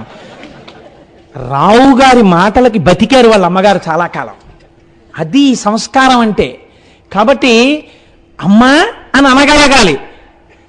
నీ శరీరము అన్నవికారము. ఆ తల్లి శార్వాణి అయి నీకు అన్నం పెడుతోంది, పంట పండిస్తోంది. నా స్వామి అనుగ్రహం చేత అగ్నిహోత్రుడు పాచకుడై నీకు అన్నం వండాడు. నువ్వు తినేటప్పుడు ఒక్కసారి అన్నపూర్ణ అనకుండా తింటే నువ్వు కృతజ్ఞుడమైపోయావు. ఈ మాట చెప్పడానికి కూడా భయం వేస్తుంటుంది. ఎందుకంటే అంతకు పూర్వం అంతా ఇలా చెప్పకుండా తినొచ్చేస్తూ ఉంటుంటాం. ఒక్కొక్క రోజున వచ్చిన గొడవ వచ్చేసి మళ్ళీ ఇది సభలో చెప్పాలంటే కొంచెం భయంగా ఉంటుంటుంది. కాబట్టి మనం ఇది ఒక మంచి అలవాటు చేసుకుంటే మళ్ళీ మన పూర్వవైభవం వస్తుంది. ఏదీ లేకపోయినా కృతజ్ఞత మీరు ఒక అలవాటు చేయండి. మీ ఇళ్లలో శుభకార్యాలైనప్పుడు మొట్టమొదటి పంక్తి యందు మీరు పుస్తకం పట్టుకుని నిత్యానందకరి రాభయకరి ఈ శ్లోకం వచ్చినా మీకు రాకపోయినా ఒక్కొక్క మాట చెప్తాం, మీరు చెప్పి అన్నం తినండి, మీరు చెప్పి అన్నం పెట్టడం ప్రారంభం చేయండి. లోకంలో అనావృష్టి లేకుండా అందరికీ అన్నపానాలు దొరుకుతాయి. కాబట్టి ఆ అన్నపూర్ణ అమ్మవారు వచ్చి 10 మందికి అన్నం పెట్టడానికి అక్కడ వెలిసిందిట. సరే, ఇంకా గంగ అంటారా? గంగే భవాంగపతి తంతోయం పవిత్రమితి పస్పృశు అన్నారు వాల్మీకి మహర్షి రామాయణంలో. శంకరుడు యొక్క శరీరమును తాకి కింద పడింది కాబట్టి గంగకంత పవిత్రత వచ్చింది. ఎదర మీరు గంగావతరణం ఓ రోజున వింటారు. మొట్టమొదట గంగ అవతరించినప్పుడు అందులో స్నానం చెయ్యలేక నీళ్లు తీసి చల్లుకోగానే పాపాత్మలు పైకి వెళ్ళిపోయారు. పైనుంచి స్నానాలు చేయడానికి కిందకొచ్చారు. ఇదో పెద్ద షటిల్ సర్వీస్ కింద తిరిగింది లోకమంతాను. కాబట్టి అటువంటి గంగ వారణాసి పట్టణంలో ప్రవహిస్తోంది. మీరు ఒక్కటి చూడండి, మనం ఒక మాట అంటుంటాం, కాశీ గంగ అంటాం. ఎవరైనా గంగ పట్టుకొచ్చారనుకోండి, ఏమిటండి ఇది అని అడిగారు అనుకోండి, కాశీ గంగ చెంబండి అంటారు. ఏమండి కాశీ గంగ ఎందుకు తేవాలి? హరిద్వార్లో గంగ లేదా? ఋషికేశ్లో గంగ లేదా? లేకపోతే ఇంకా మీరు పైకెడితే కేదార్నాథ్ అక్కడ కూడా గంగ ఉంది కదా. ఆ గంగని పిలవకుండా మీరు కాశీ గంగ తెచ్చామని కాశీ గంగ అన్న మాట ఎందుకంటారు మీరు? దానికి ఏమైనా శాస్త్రంలో మర్యాద ఉందా? లేకపోతే ఉత్తినే ఏదో అనాలి కాబట్టి కాశీ పెడితేనే గంగా స్నానం చేస్తుంటాం కాబట్టి ఎక్కువ కాశీ గంగ అంటుంటారా? కాదు. కాశీ ఉత్తరాన పుట్టి దక్షిణానికి ప్రయాణం చేయడం మొదలుపెట్టి వారణాసి క్షేత్రం వరకు దక్షిణాభిముఖంగా వచ్చింది. వారణాసి పట్టణంలో ఉత్తరాభిముఖమైంది. మళ్ళీ మనం కూడా సృష్టిలో భగవంతుడి నుంచి విడివడి జీవస్వరూపంతో పుట్టడం చావడం, మళ్ళీ దక్షిణ దిక్కుకి ఊరికి శ్మశానం ఉంటుంది. శ్మశానంలో కలిసిపోవడం, మళ్ళీ పుట్టడం, మళ్ళీ శ్మశానం వైపుకి ఎడుతూ ఉండడం, ఉత్తరానికంటే మళ్ళీ పుట్టడానికి ఎడుతూ ఉండడం, మళ్ళీ దక్షిణానికి ఎడుతూ ఉండడం, ఇలా తిరుగుతున్నాం. ఈ తిరగడం అన్న చక్రము ఎప్పుడు ఆగుతుందంటే మీరు ఈశ్వరాభిముఖులైనప్పుడు ఆగిపోతుంది. ఇంకా అదే ఆఖరి జన్మ. కాబట్టి గంగ కాశీలో ఉత్తరానికి తిరిగింది. అందుకని కాశీ గంగ పరమ పుణ్యప్రదం అనడానికి కారణం ఇది, ఇంకొకటి హేతువు కాదు. కాశీ గంగా అనడానికి ఇది కారణం. గంగ ఎక్కడున్నా గంగే. అందుకనటువంటి కాశీలో ఉన్నటువంటి గంగయందు స్నానం చెయ్యడానికి మనసు ఉవ్విళ్ళూరనటువంటి వాడు ఉండడు. శంకరాచార్యులు వారి యొక్క జీవిత చరిత్రలో ఒక మాట రాస్తారు. శంకర భగవత్పాదులు మొట్టమొదట వారణాసి క్షేత్రానికి వెళ్ళి కాశీలో గంగలో స్నానం చేయడానికి అడుగులు వేస్తున్నారట. వేస్తుంటే గంగా తరంగములు ఎంతో సంతోషంగా ముందుకొచ్చేయట. ఎందుకని?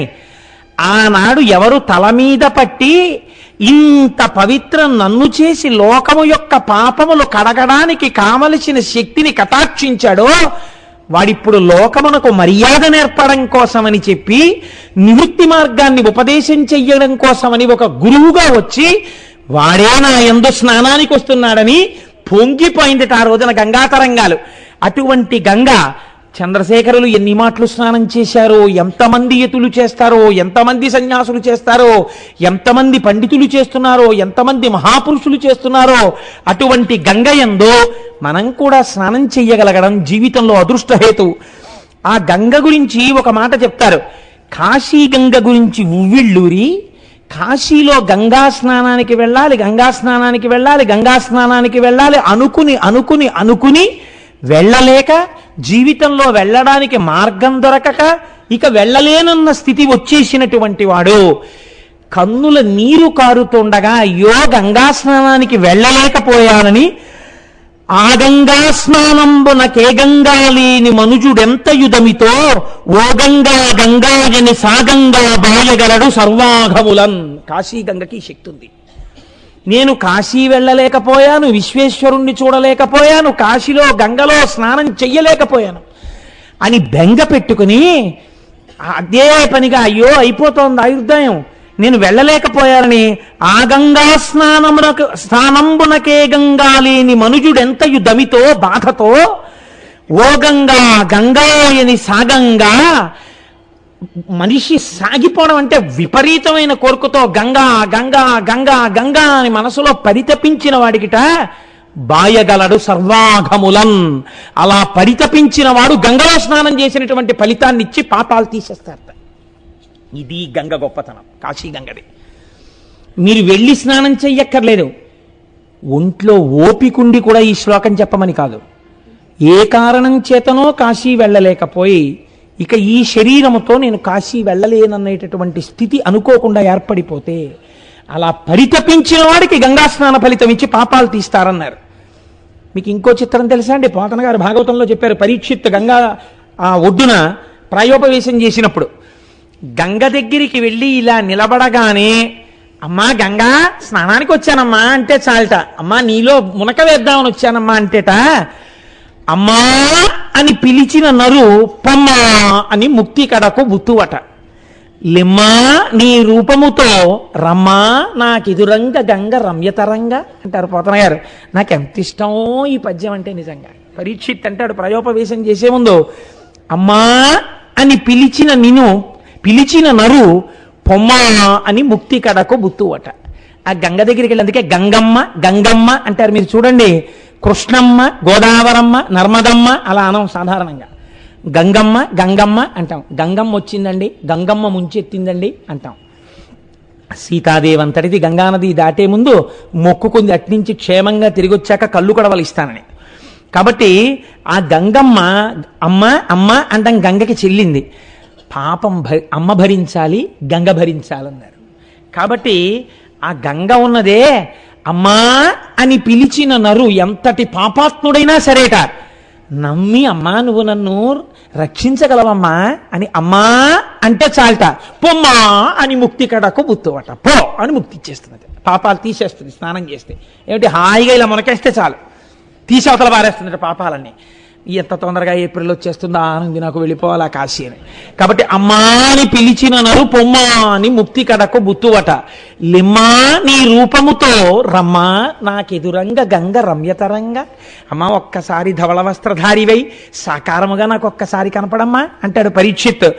కనుక భగవద్గీత కించిదిధీత గంగాజల్లవ కణికా పీత సకృతపియేన మురారి సమర్చ క్రియతే తస్య యమేన న చర్చ అన్నారు మహానుభావుడు శంకరాచార్యులు వారి భజగోవిందంలో. భగవద్గీత కించిదధీత, భగవద్గీతలో ఒక్క శ్లోకాన్ని బాగా అర్థం చేసుకుని జీవితంలో అనుష్ఠానంలోకి తెచ్చుకున్నటువంటి వాడికి గంగాజలలవ కణికాపీత, గంగ బొట్టుని నాలుక మీద వేసుకున్నటువంటి వాడికి సకృదపియేన మురారి సమర్చ, శ్రీ మహావిష్ణువుని మనఃపూర్వకంగా అర్చన చేసినటువంటి వాడికి క్రియతే తస్య యమేన న చర్చ, యముడితో చర్చ లేదు అన్నారు. ఎందుకుండదు? అసలు వాళ్ళు రారు కాబట్టి. వాళ్ళు వస్తే ఏమిటంటే భయంకరమైన రూపాలు చూసి రా రా అంటే నేను బాబాయ్ నేను రానంటాడు. చక్కగా శివ పార్షదులో విష్ణు పార్షదులో వచ్చారనుకోండి, ఎంత ఆనందమో, ఆనందంతో వాళ్ళని చూస్తుండడంలోనే వాళ్ళతో కలిసిపోతాం. కాబట్టి చర్చ లేదంటే మోక్షం పొందుతాడు అని. కాబట్టి ఆ గంగా స్నానం అంత గొప్ప గంగా స్నానం. అసలు చిత్రం ఏమిటంటే భారతీయుడిగా పుట్టినటువంటి ప్రతివాడు ఒక్క కోరిక కోరుకుంటాడు, నా శరీరం పడిపోయిన తరువాత ఈ అస్థికలు గంగానదిలో నిమజ్జనం అవ్వాలని కోరుకుంటాడు. నాకైతే అనిపిస్తుంది అసలు ఈ భారతదేశంలోనే కాదు, ఎక్కడెక్కడ చనిపోయినటువంటి ఎన్ని కోట్ల మంది యొక్క అస్థికలు గంగానదిలో నిమజ్జనం అవుతున్నాయో. నేను ఒకసారి ఆశ్చర్యపోయానండి. నాతో చాలామంది ఉన్నారు. నేను త్రయంబకంలో గౌతమీ నది ఒడ్డున నిలబడి చూస్తుంటే పిడతతో తీసుకొచ్చి ఒక ఆయన తండ్రి గారివో తల్లి గారివో అస్థికలు కలుపుతున్నారు. నా పక్కన యాదృచ్ఛికంగా బహుశా పరమశివుడే అలా నిలబడి ఉంటాడు, ఒక సైంటిస్ట్ ఒక ఆయన నిలబడి ఉన్నారు. నేను యథాలాపంగా నా పక్క వాళ్ళతో, ఇలా కలుపుతారు కదా, ఈ నది పరివాహక ప్రాంతం కింద ఎన్ని ఎముకలు నిలబడిపోయి ఉంటాయో, తొందరగా కరగవు కదా ఎముకలు అని ప్రస్తావన చేస్తుంటే ఆయన నాతో ఒక ఆశ్చర్యకరమైన విషయం చెప్పారు. ఈ విషయంలో ల్యాబొరేటరీస్లో టెస్ట్స్ అయ్యాయండి. గంగా జలాలకి త్రయంబకంలో ఉన్న గోదావరి జలాలకి ఒక శక్తి ఉంది, ఎముకని కూడా అతి తొందరగా కరిగిపోయేటట్టు చేసేస్తాయి. ఎముకలు కరిగిపోతాయి ఇక్కడ నీళ్ళల్లో, ఏమి శక్తో తెలియదు. అసలు కల్మషం అన్నది ఉండదు. ఎప్పుడు ఎన్ని అందులో కలిసిపోతున్నా గంగే. మీరు చూడండి, మన ఇంట్లో నీళ్ళు సీసాతో 4 రోజులు పెట్టండి, కంపు వస్తాయి. గంగను తీసుకొచ్చి డబ్బాలో ఎన్నాళ్ళు పెట్టండి, వాసన రాదు. ఏమిటో ఆ శక్తి, ఈశ్వర శక్తి నిజంగా జలాలకి. అందుకే ఈ దేశం ఆపో వాయుదగం బ్రహ్మ, నీటిని బ్రహ్మంగా పూజ చేసిందండి. ఇప్పుడు వచ్చిన నీరు మీరు ఏమిటి? ఎప్పటి నుంచో నీటిని పరబ్రహ్మంగా ఉపాసన చేసింది ఈ లోకం. భారత జాతి దేన్ని కూడా అనుభవైక వైద్యమైన వస్తువుగా చూడలేదు, అన్నింటినీ పరబ్రహ్మంగా చూసింది, నీటిని ప్రత్యేకించి ఆదరించింది. అందుచేతనే అటువంటి గంగ భగవద్గీత కించిదిధీత గంగాజలలవ కణికాపీత సకృతపేన మురారి సమర్చ క్రియతే తస్య యమేన న చర్చ. శాస్త్రంలో ఒక మర్యాదతో కూడిన మాట చెప్తారు. భార్య అంటే ఏమిటండి? శాస్త్రంలో భార్య అంటే దానికి అత్యంత ప్రాధాన్యత కలిగినటువంటి మాట ఒకటి చెప్తారు. భార్య అనగా పురుషుని విశ్రాంతి స్థానము. ఎంత గొప్ప మాట చూడండి. బయట ఎంత అలిసిపోయి ఎన్ని ఇబ్బందులు పడి ఇంటికి రానివ్వండి, ఆవిడ్ని చూడగానే, ఆవిడ ముఖం చూడగానే, ఆవిడ లాలనలో, ఆవిడ పాలనలో, ఆవిడ ఇచ్చిన ఓ గ్లాసుడు కమలాపల రసంలో, ఆవిడ అనునయమైన వాక్యముల యందు పురుషుడు విశ్రాంతి చెంది బతుకుతాడు, టెన్షన్లన్నీ పోగొట్టుకుని. ఆవిడే గయ్యాళై నీ అంత చేతకాని మొగుడని ఎదురు తిరిగితే భర్తని చంపుకు తిన్న పాపం ఉన్న పెళ్ళం అది. అంటే పురుషుడి విశ్రాంతి స్థానం భార్య. ఆయన ఏదో పొరపాటు చేస్తే ఏం పర్వాలేదు, ఈశ్వరుడున్నాడు, మీరు బెంగ పెట్టుకోకండి, మీరు రక్షింపబడతారు, ఎందుకంత బెంగెట్టుకుంటారు అని మాట్లాడినది భార్య. కాబట్టి పురుషుడికి భార్య విశ్రాంతి స్థానం. విశ్రాంతి స్థానం కనుక ఆయన మనసు గెలుచుకున్న స్థానం.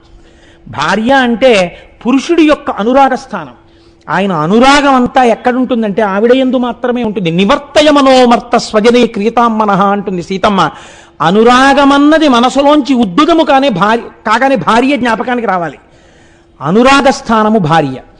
ఈ రెండో భార్య యందు ఉంటాయి. అందుకే అసలు స్త్రీకి ఈ జాతి వేసినంత పెద్దపీట ఎవరేశారండి? అంత పెద్దపీట వేసి మాట్లాడింది. కాబట్టి అనురాగమును, పరమశివుడికి అనురాగం ఏమిటి? ఆయన మహానుభావుడు, గొప్ప జ్ఞాని. అటువంటి అనురాగాన్ని, ఆయన అనురాగాన్ని 4 చూరగొన్నాయిట. అందుకే శాస్త్రంలో అంటారు శివుడికి 4 భార్యలు ఉన్నారన్నారు. అదేమిటండి శివుడికి 4 భార్యలు ఏమిటన్నారు? ఆయన అనురాగాన్ని 4 చూరగొన్నారట. ఒకటి గౌరి ఒకతే, ఆకాశ గంగ ఒకతే, కాశీ ఒక్కతే, దక్షిణ కాశీ ఒకతే, 4 శంభునకు లోక నాయకునకు రాణి వాసంబులను రాగ రసము పేర్మి.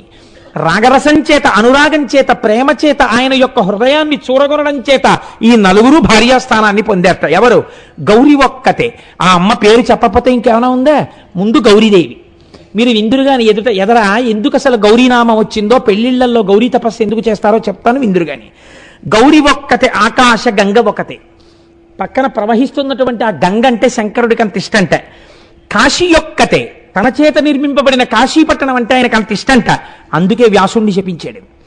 కాశీ ఒక్కతే, దక్షిణ కాశీ ఒకతే, దక్షారామం అంటే ఆయనకు అంత ఇష్టంట. మన అదృష్టం అండి, 1 అరగంట వెళ్ళిపోతే దక్షిణ కాశీ వెళ్ళిపోతాం. దక్షారామం అంటే ఆయనకు అంత ఇష్టంట. శ్రీనాథుడు చెప్పాడు మహానుభావుడు. దక్షిణ కాశీ ఒకతే, 4 శంభునకు లోక నాయకునకు రాణి వాసంబులను రాగ రసము పేర్మి. ఆయన యొక్క అనురాగాన్ని చూరగొన్న వాళ్ళు అవ్వడం వల్ల ఈ 4 ఆయనకి భార్యలయ్యారు.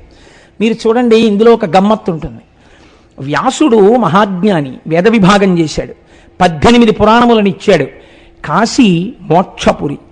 అంతటి కాశీ పట్టణంలో పెద్దలైన వారు ముందు నడువడిని చూపిస్తే వెనకనున్న వాళ్ళకి అలవాటు అవుతుంది. కాబట్టి వ్యాసుడిని అటువంటి పరీక్షకి నిలబడగలిగినటువంటి వ్యక్తిగా విశ్వేశ్వరుడు నమ్మాడు. నమ్మి ఒక 7 రోజుల పాటు ఆయనకి అన్నం దొరకకుండా చేశాడు. 7 రోజులు అన్నం దొరకలేదు. అన్నం దొరకకపోతే ఇంత వ్యాసుడికి అక్కసు పుట్టింది. ఈ క్షేత్రంలో అన్నం దొరకలేదు, 7వ రోజు మిట్ట మధ్యాహ్నం అయిపోయింది. వెనకాతల 300 మంది శిష్యులు ఉన్నారు. అయ్యో, శిష్యులు నకనకలాడిపోతున్నారు. ఈ కాశీ పట్టణంలో అన్నం దొరకలేదు కనుక తనని అవమానించడం కన్నా తన భార్యను అవమానిస్తే పురుషుడికి కోపం వస్తుంది. నాకు కాశీలో అన్నం దొరకలేదు కాబట్టి కాశీని శపిస్తానన్నాడు ఆయన. ఇది చిత్రం. కాశీ ఎవరిప్పుడు? ఆయన 4 భార్యల్లో ఒకరు. ఆయన అనురాగస్థానం పరమేశ్వరుడికి. కాశీ జోలికెడితే ఊరుకుంటాడండి ఈశ్వరుడు. కాబట్టి ఆయన ఇప్పుడు చేతిలో శాపజలాల్ని పట్టుకుని ధనము లేకుండెదరు 3 తరములందు 3 తరములు చెడుగాక మోక్షలక్ష్మి విద్యలను 3 తరములు వెడలరాయు పంచజనులకు కాశికా పట్టణమున. కాశీలో ఎవరుంటారో వాళ్ళకి 3 తరాలు డబ్బు లేకుండా పోతుంది. కాశీలో 3 తరాల వరకు మోక్షం రాకుండా పోతుంది. కాశీలో 3 తరాల వరకు విద్య లేకుండా పోతుంది కాశీలో ఉన్న వాళ్ళకి. కాశీలో ఉన్న వాళ్ళు ఎవరైనా సరే ఇదే గతి పడుతుంది అన్నాడు. అప్పుడు ఏమవుతుంది? కాశీలో ఉన్న వాళ్ళందరూ వెళ్ళిపోతారు. కాశీ అంటే పండిత స్థానం అండి. అటువంటి కాశీ నిర్జనం అయిపోతుంది. ఇటువంటి శాపాన్ని ఇవ్వబోయాడు. చేతిలోకి నీళ్లు పట్టుకున్నాడు. పట్టుకునేటప్పటికీ గభాల తలుపులు తెరుచుకున్నాయి ఒక ఇంటివి. అందులోంచి ఒక 50 సంవత్సరాల స్త్రీ పసుపచ్చటి ముఖంతో విజయవాడ కనకదుర్గమ్మ ఎలా ఉంటుందో అలా ఇంత బొట్టు పెట్టుకుని ఇలా చెయ్యెత్తేటప్పటికి చేతుల గాజులు కనకనలాడుతుండగా పారాణి పెట్టుకున్న పాదాలతో పసుపచ్చటి పట్టుచీర కట్టుకుని బయటికి వచ్చి పక్కనే ఉన్నటువంటి వేరొక యవ్వనంలో ఉన్న చెలికెత్తె మీద భుజం మీద చెయ్యి వీసి ఒక్కతే పరపురుషుడితో మాట్లాడకూడదు కనుక ఆవిడంది నోరు తెరిచి, భిక్షలేదని ఇంత కోపింతురయ్యా, కాశికాపట్టణము మీద కనినేయ. కనినేయ అంటే కన్యకు పుట్టినవాడు, సత్యవతీదేవి కుమారుడు. కాశికాపట్టణము మీద కానికేయ, కారణజన్ముడివి, నీకింత కోపమా అన్నం పుట్టలేదని? నీ మనశుద్ధి తెలియంగా నీలకంఠుడు ఇంత చేసెను కాక కూడేమి బ్రాతి. నీ మనశుద్ధిని లోకానికి తెలియజేయడం కోసమని నీలకంఠుడి పరీక్ష పెట్టాడు. తట్టుకోలేకపోగా కాశీపట్టణాన్ని శిపిద్దాం అనుకుంటున్నావా? ఎంత అమాయకుడివయ్యా వ్యాసుడా నువ్వు. శ్రీ విశాలాక్షి బంగారు త్రిడ్డునందు అమృతపాయసమసగున అభ్యాగతులకు కాశికాపురి మధ్యాహ్న కాలమనగా వినియు నెరుగవే ఆతిథ్య వేళలందు. ఏం వినలా వ్యాసా నువ్వు?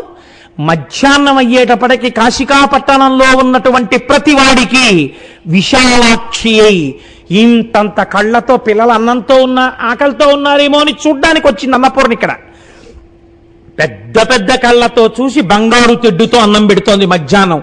ఎక్కడ ఏ రూపంలో పెట్టినా అమ్మవారి పెడుతోంది కాశీలో. అటువంటి అన్నపూర్ణ వెలిసిన క్షేత్రంలో అన్నం దొరకకపోతే ఇది ఈశ్వరుడి యొక్క పరీక్ష అన్న ఆలోచన నీకెందుకు రాలేదయా?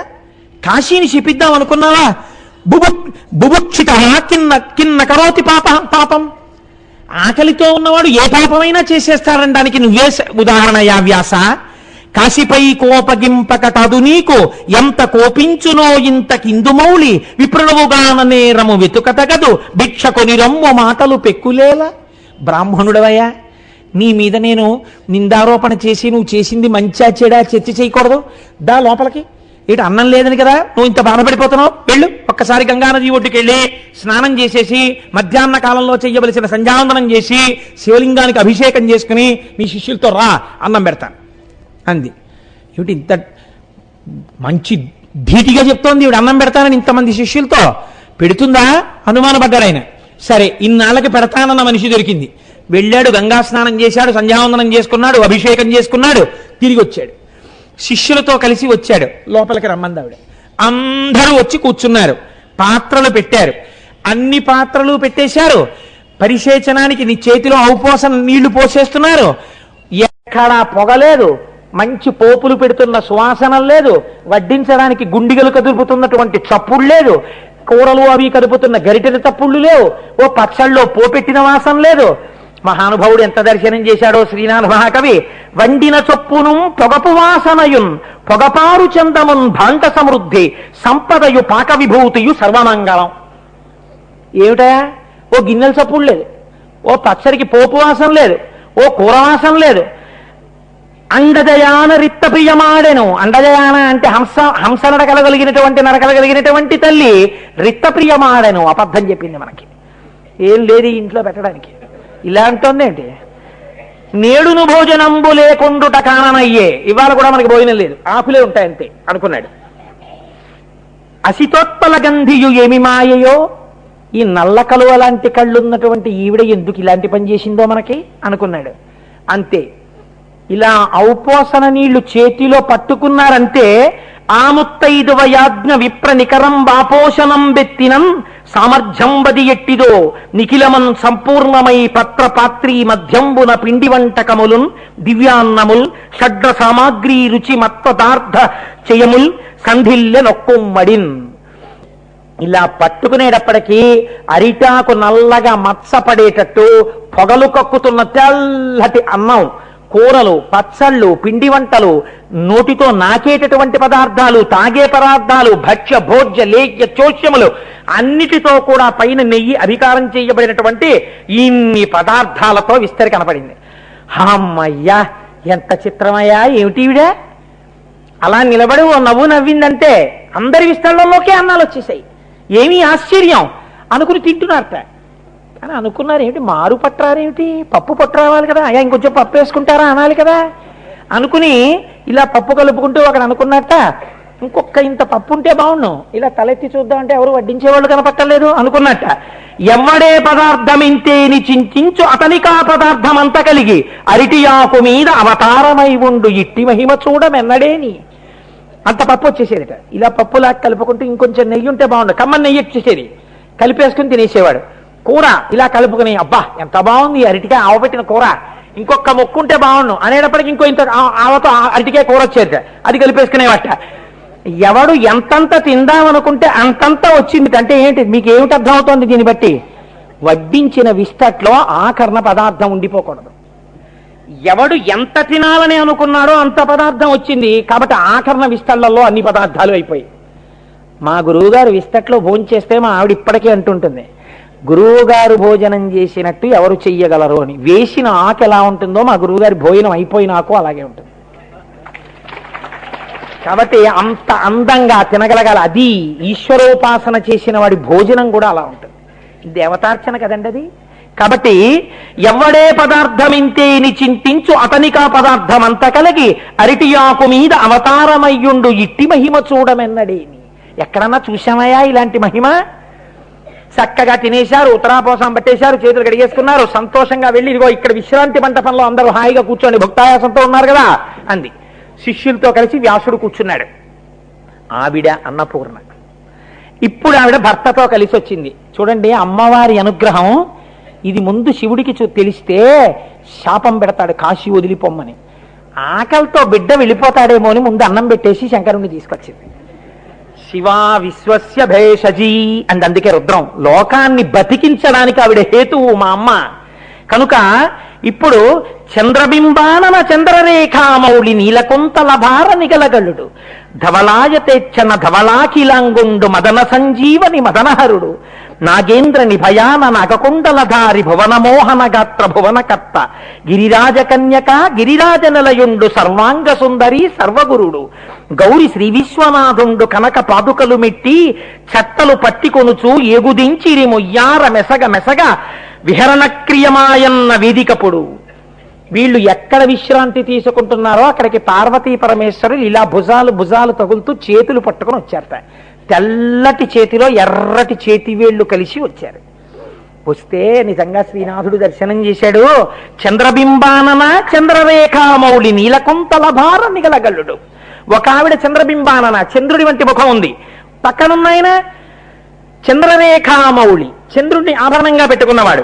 నీలకుంతల భార ఆవిడ నల్లటి జుత్తు ఒత్తుగా ఉన్న తెల్ల ఆవిడ. ఈయన నీలగల్లుడు కంఠంలో విషం ఉన్నవాడు.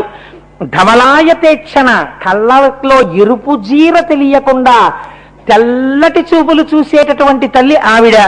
ధవలాఖిలంగుండు ఒళ్ళంతా తెల్లగా ఉన్నవాడు ఆయన. ఎందుకని స్ఫటికమణి నిభం, స్ఫటికం ఎలా ఉంటుందో అలా ఉంటాడు మా స్వామి.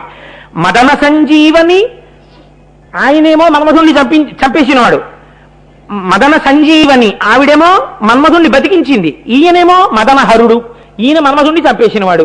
ఇద్దరు ఒకరి పక్కన ఒకరు ఎటువంటి వాళ్ళు వస్తున్నారో చూడండి. వీళ్ళిద్దరిది కలిపి ఆది దంపతులు, వీళ్ళది కాపురం. అంటే ఆయన చంపేశాడు, ఈవిడ బతికించేసింది. కాబట్టి మదనహరుడు. నాగేంద్రని భయాన ఏనుగు నడిచినట్టు అందమైన నడవగలిగినటువంటి తల్లిగా పార్వతీదేవి.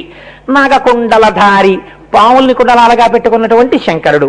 భువనమోహన గాత్ర భువనములన్నీ మోహపడిపోతాయి ఆవిడే నోరు విప్పిందంటే. వ్యాసుడు లలితా సహస్రంలో చెప్పాడు కదా, ఒక్కసారి శభాష్ అందంతే అమ్మవారు తొడిగేసింది గలీబు సరస్వతీదేవి. కాబట్టి భువనమోహన గాత్ర భువనకర్త కాదు భువనములను మోహింపచేయగలిగినటువంటి గొప్ప శరీర సౌందర్యం ఉన్నటువంటి తల్లి ఆయన. భువనకర్త లోకములన్నింటినీ సృష్టించినవాడు. గిరిరాజ కన్యక ఆవిడేమో పర్వతరాజపుత్రి, ఈయన గిరిరాజ నిలయుండు, ఈయన కైలాస పర్వతం మీద వాసం ఉండేవాడు. సర్వాంగ సుందరి అన్ని అవయవముల యందు సౌందర్యం ఉన్నది. సర్వగురుడు, లోకమునకు గురుడైనటువంటి వాడు ఆయన. గౌరి శ్రీ విశ్వనాథుండు కనక పాదుకలు మెట్టి చట్టలు పట్టికొనుచు బంగారు పాదుకలు తొడుక్కుని నడుస్తుంటే పాదముల మంజీరములు గల్లు గల్లు అంటున్నాయిట. అలా ఏగుదించిరి ముయ్యార మెసగ ఒయ్యారంతో ఇద్దరూ కలిసి నడిచొచ్చేట. విహరణ క్రియమాయున్న వేదికప్పుడు, అప్పుడు మేము విశ్రాంతి తీసుకుంటున్న వేదిక దగ్గరికి వచ్చారు పార్వతీ పరమేశ్వరులు. చెప్తున్నాడు మహానుభావుడు వ్యాస మహర్షి. వచ్చి అమ్మవారి వంక చూశాట, ప్రసన్నంగా నవ్వుతోందట. అయ్యవారి వంక చూశాట అని ఉన్నట్ట. ఏంటి ఇంత కోపంగా ఉన్నాడినా అని బెంగ పెట్టుకున్నట్ట. ఇదేంటి ఎప్పుడు చూడలేదే, ఇలా ఉన్నాడేంటి కోపంగా నా పట్ల, అమ్మవారి ఇంత ప్రసన్నంగా ఉంది అనుకున్నట్ట. శంకరుడు అన్నట్ట, ఏమిరా నువ్వు ప్రాజ్ఞుడవని 7 రోజులు అన్నం దొరకకపోయినా ముక్తక్షేత్రంలో ఎలా ఉండాలో అలా ఉంటావని నీకు పరీక్ష పెడితే నువ్వు తట్టుకోలేకపోగా నా చేత నిర్మింపబడి కొన్ని కోట్ల మందికి మోక్షం ఇవ్వడం కోసమని సిద్ధం చేయబడినటువంటి వారణాసి పట్టణంలో ఎవరు ఉండకుండా చేద్దామనుకుంటున్నావా అని శాపవాక్యంతో ఎంతకి తెగించావురా. ఏది నా లక్ష్యమో ఏది నా ధ్యేయమో దాన్ని త్రోసిరాజనగలిగిన శాపం ఇవ్వాలనుకుంటున్నావా అంటే ఆయన సంకల్పానికి వ్యతిరేకంగా ప్రయత్నించాడు. శివ సంకల్పమస్తు అనవలసిన వాడు వ్యతిరేక్తంగా ప్రవర్తించాడు. ఎందుకు నీ అభిషేకం ఇంకా, ఎందుకు నువ్వు చదువుకున్నటువంటి శాస్త్రం ఇంకా, ఎందుకు నీ తపస్సు ఇంకా, నీవిహ కాశీలో ఉండడానికి అర్హుడవు కావు. కాబట్టి నువ్వు కాశీ విడిచి ఉత్తరక్షణం నీ శిష్యులతో కలిసి వెళ్ళిపో అన్నాడు.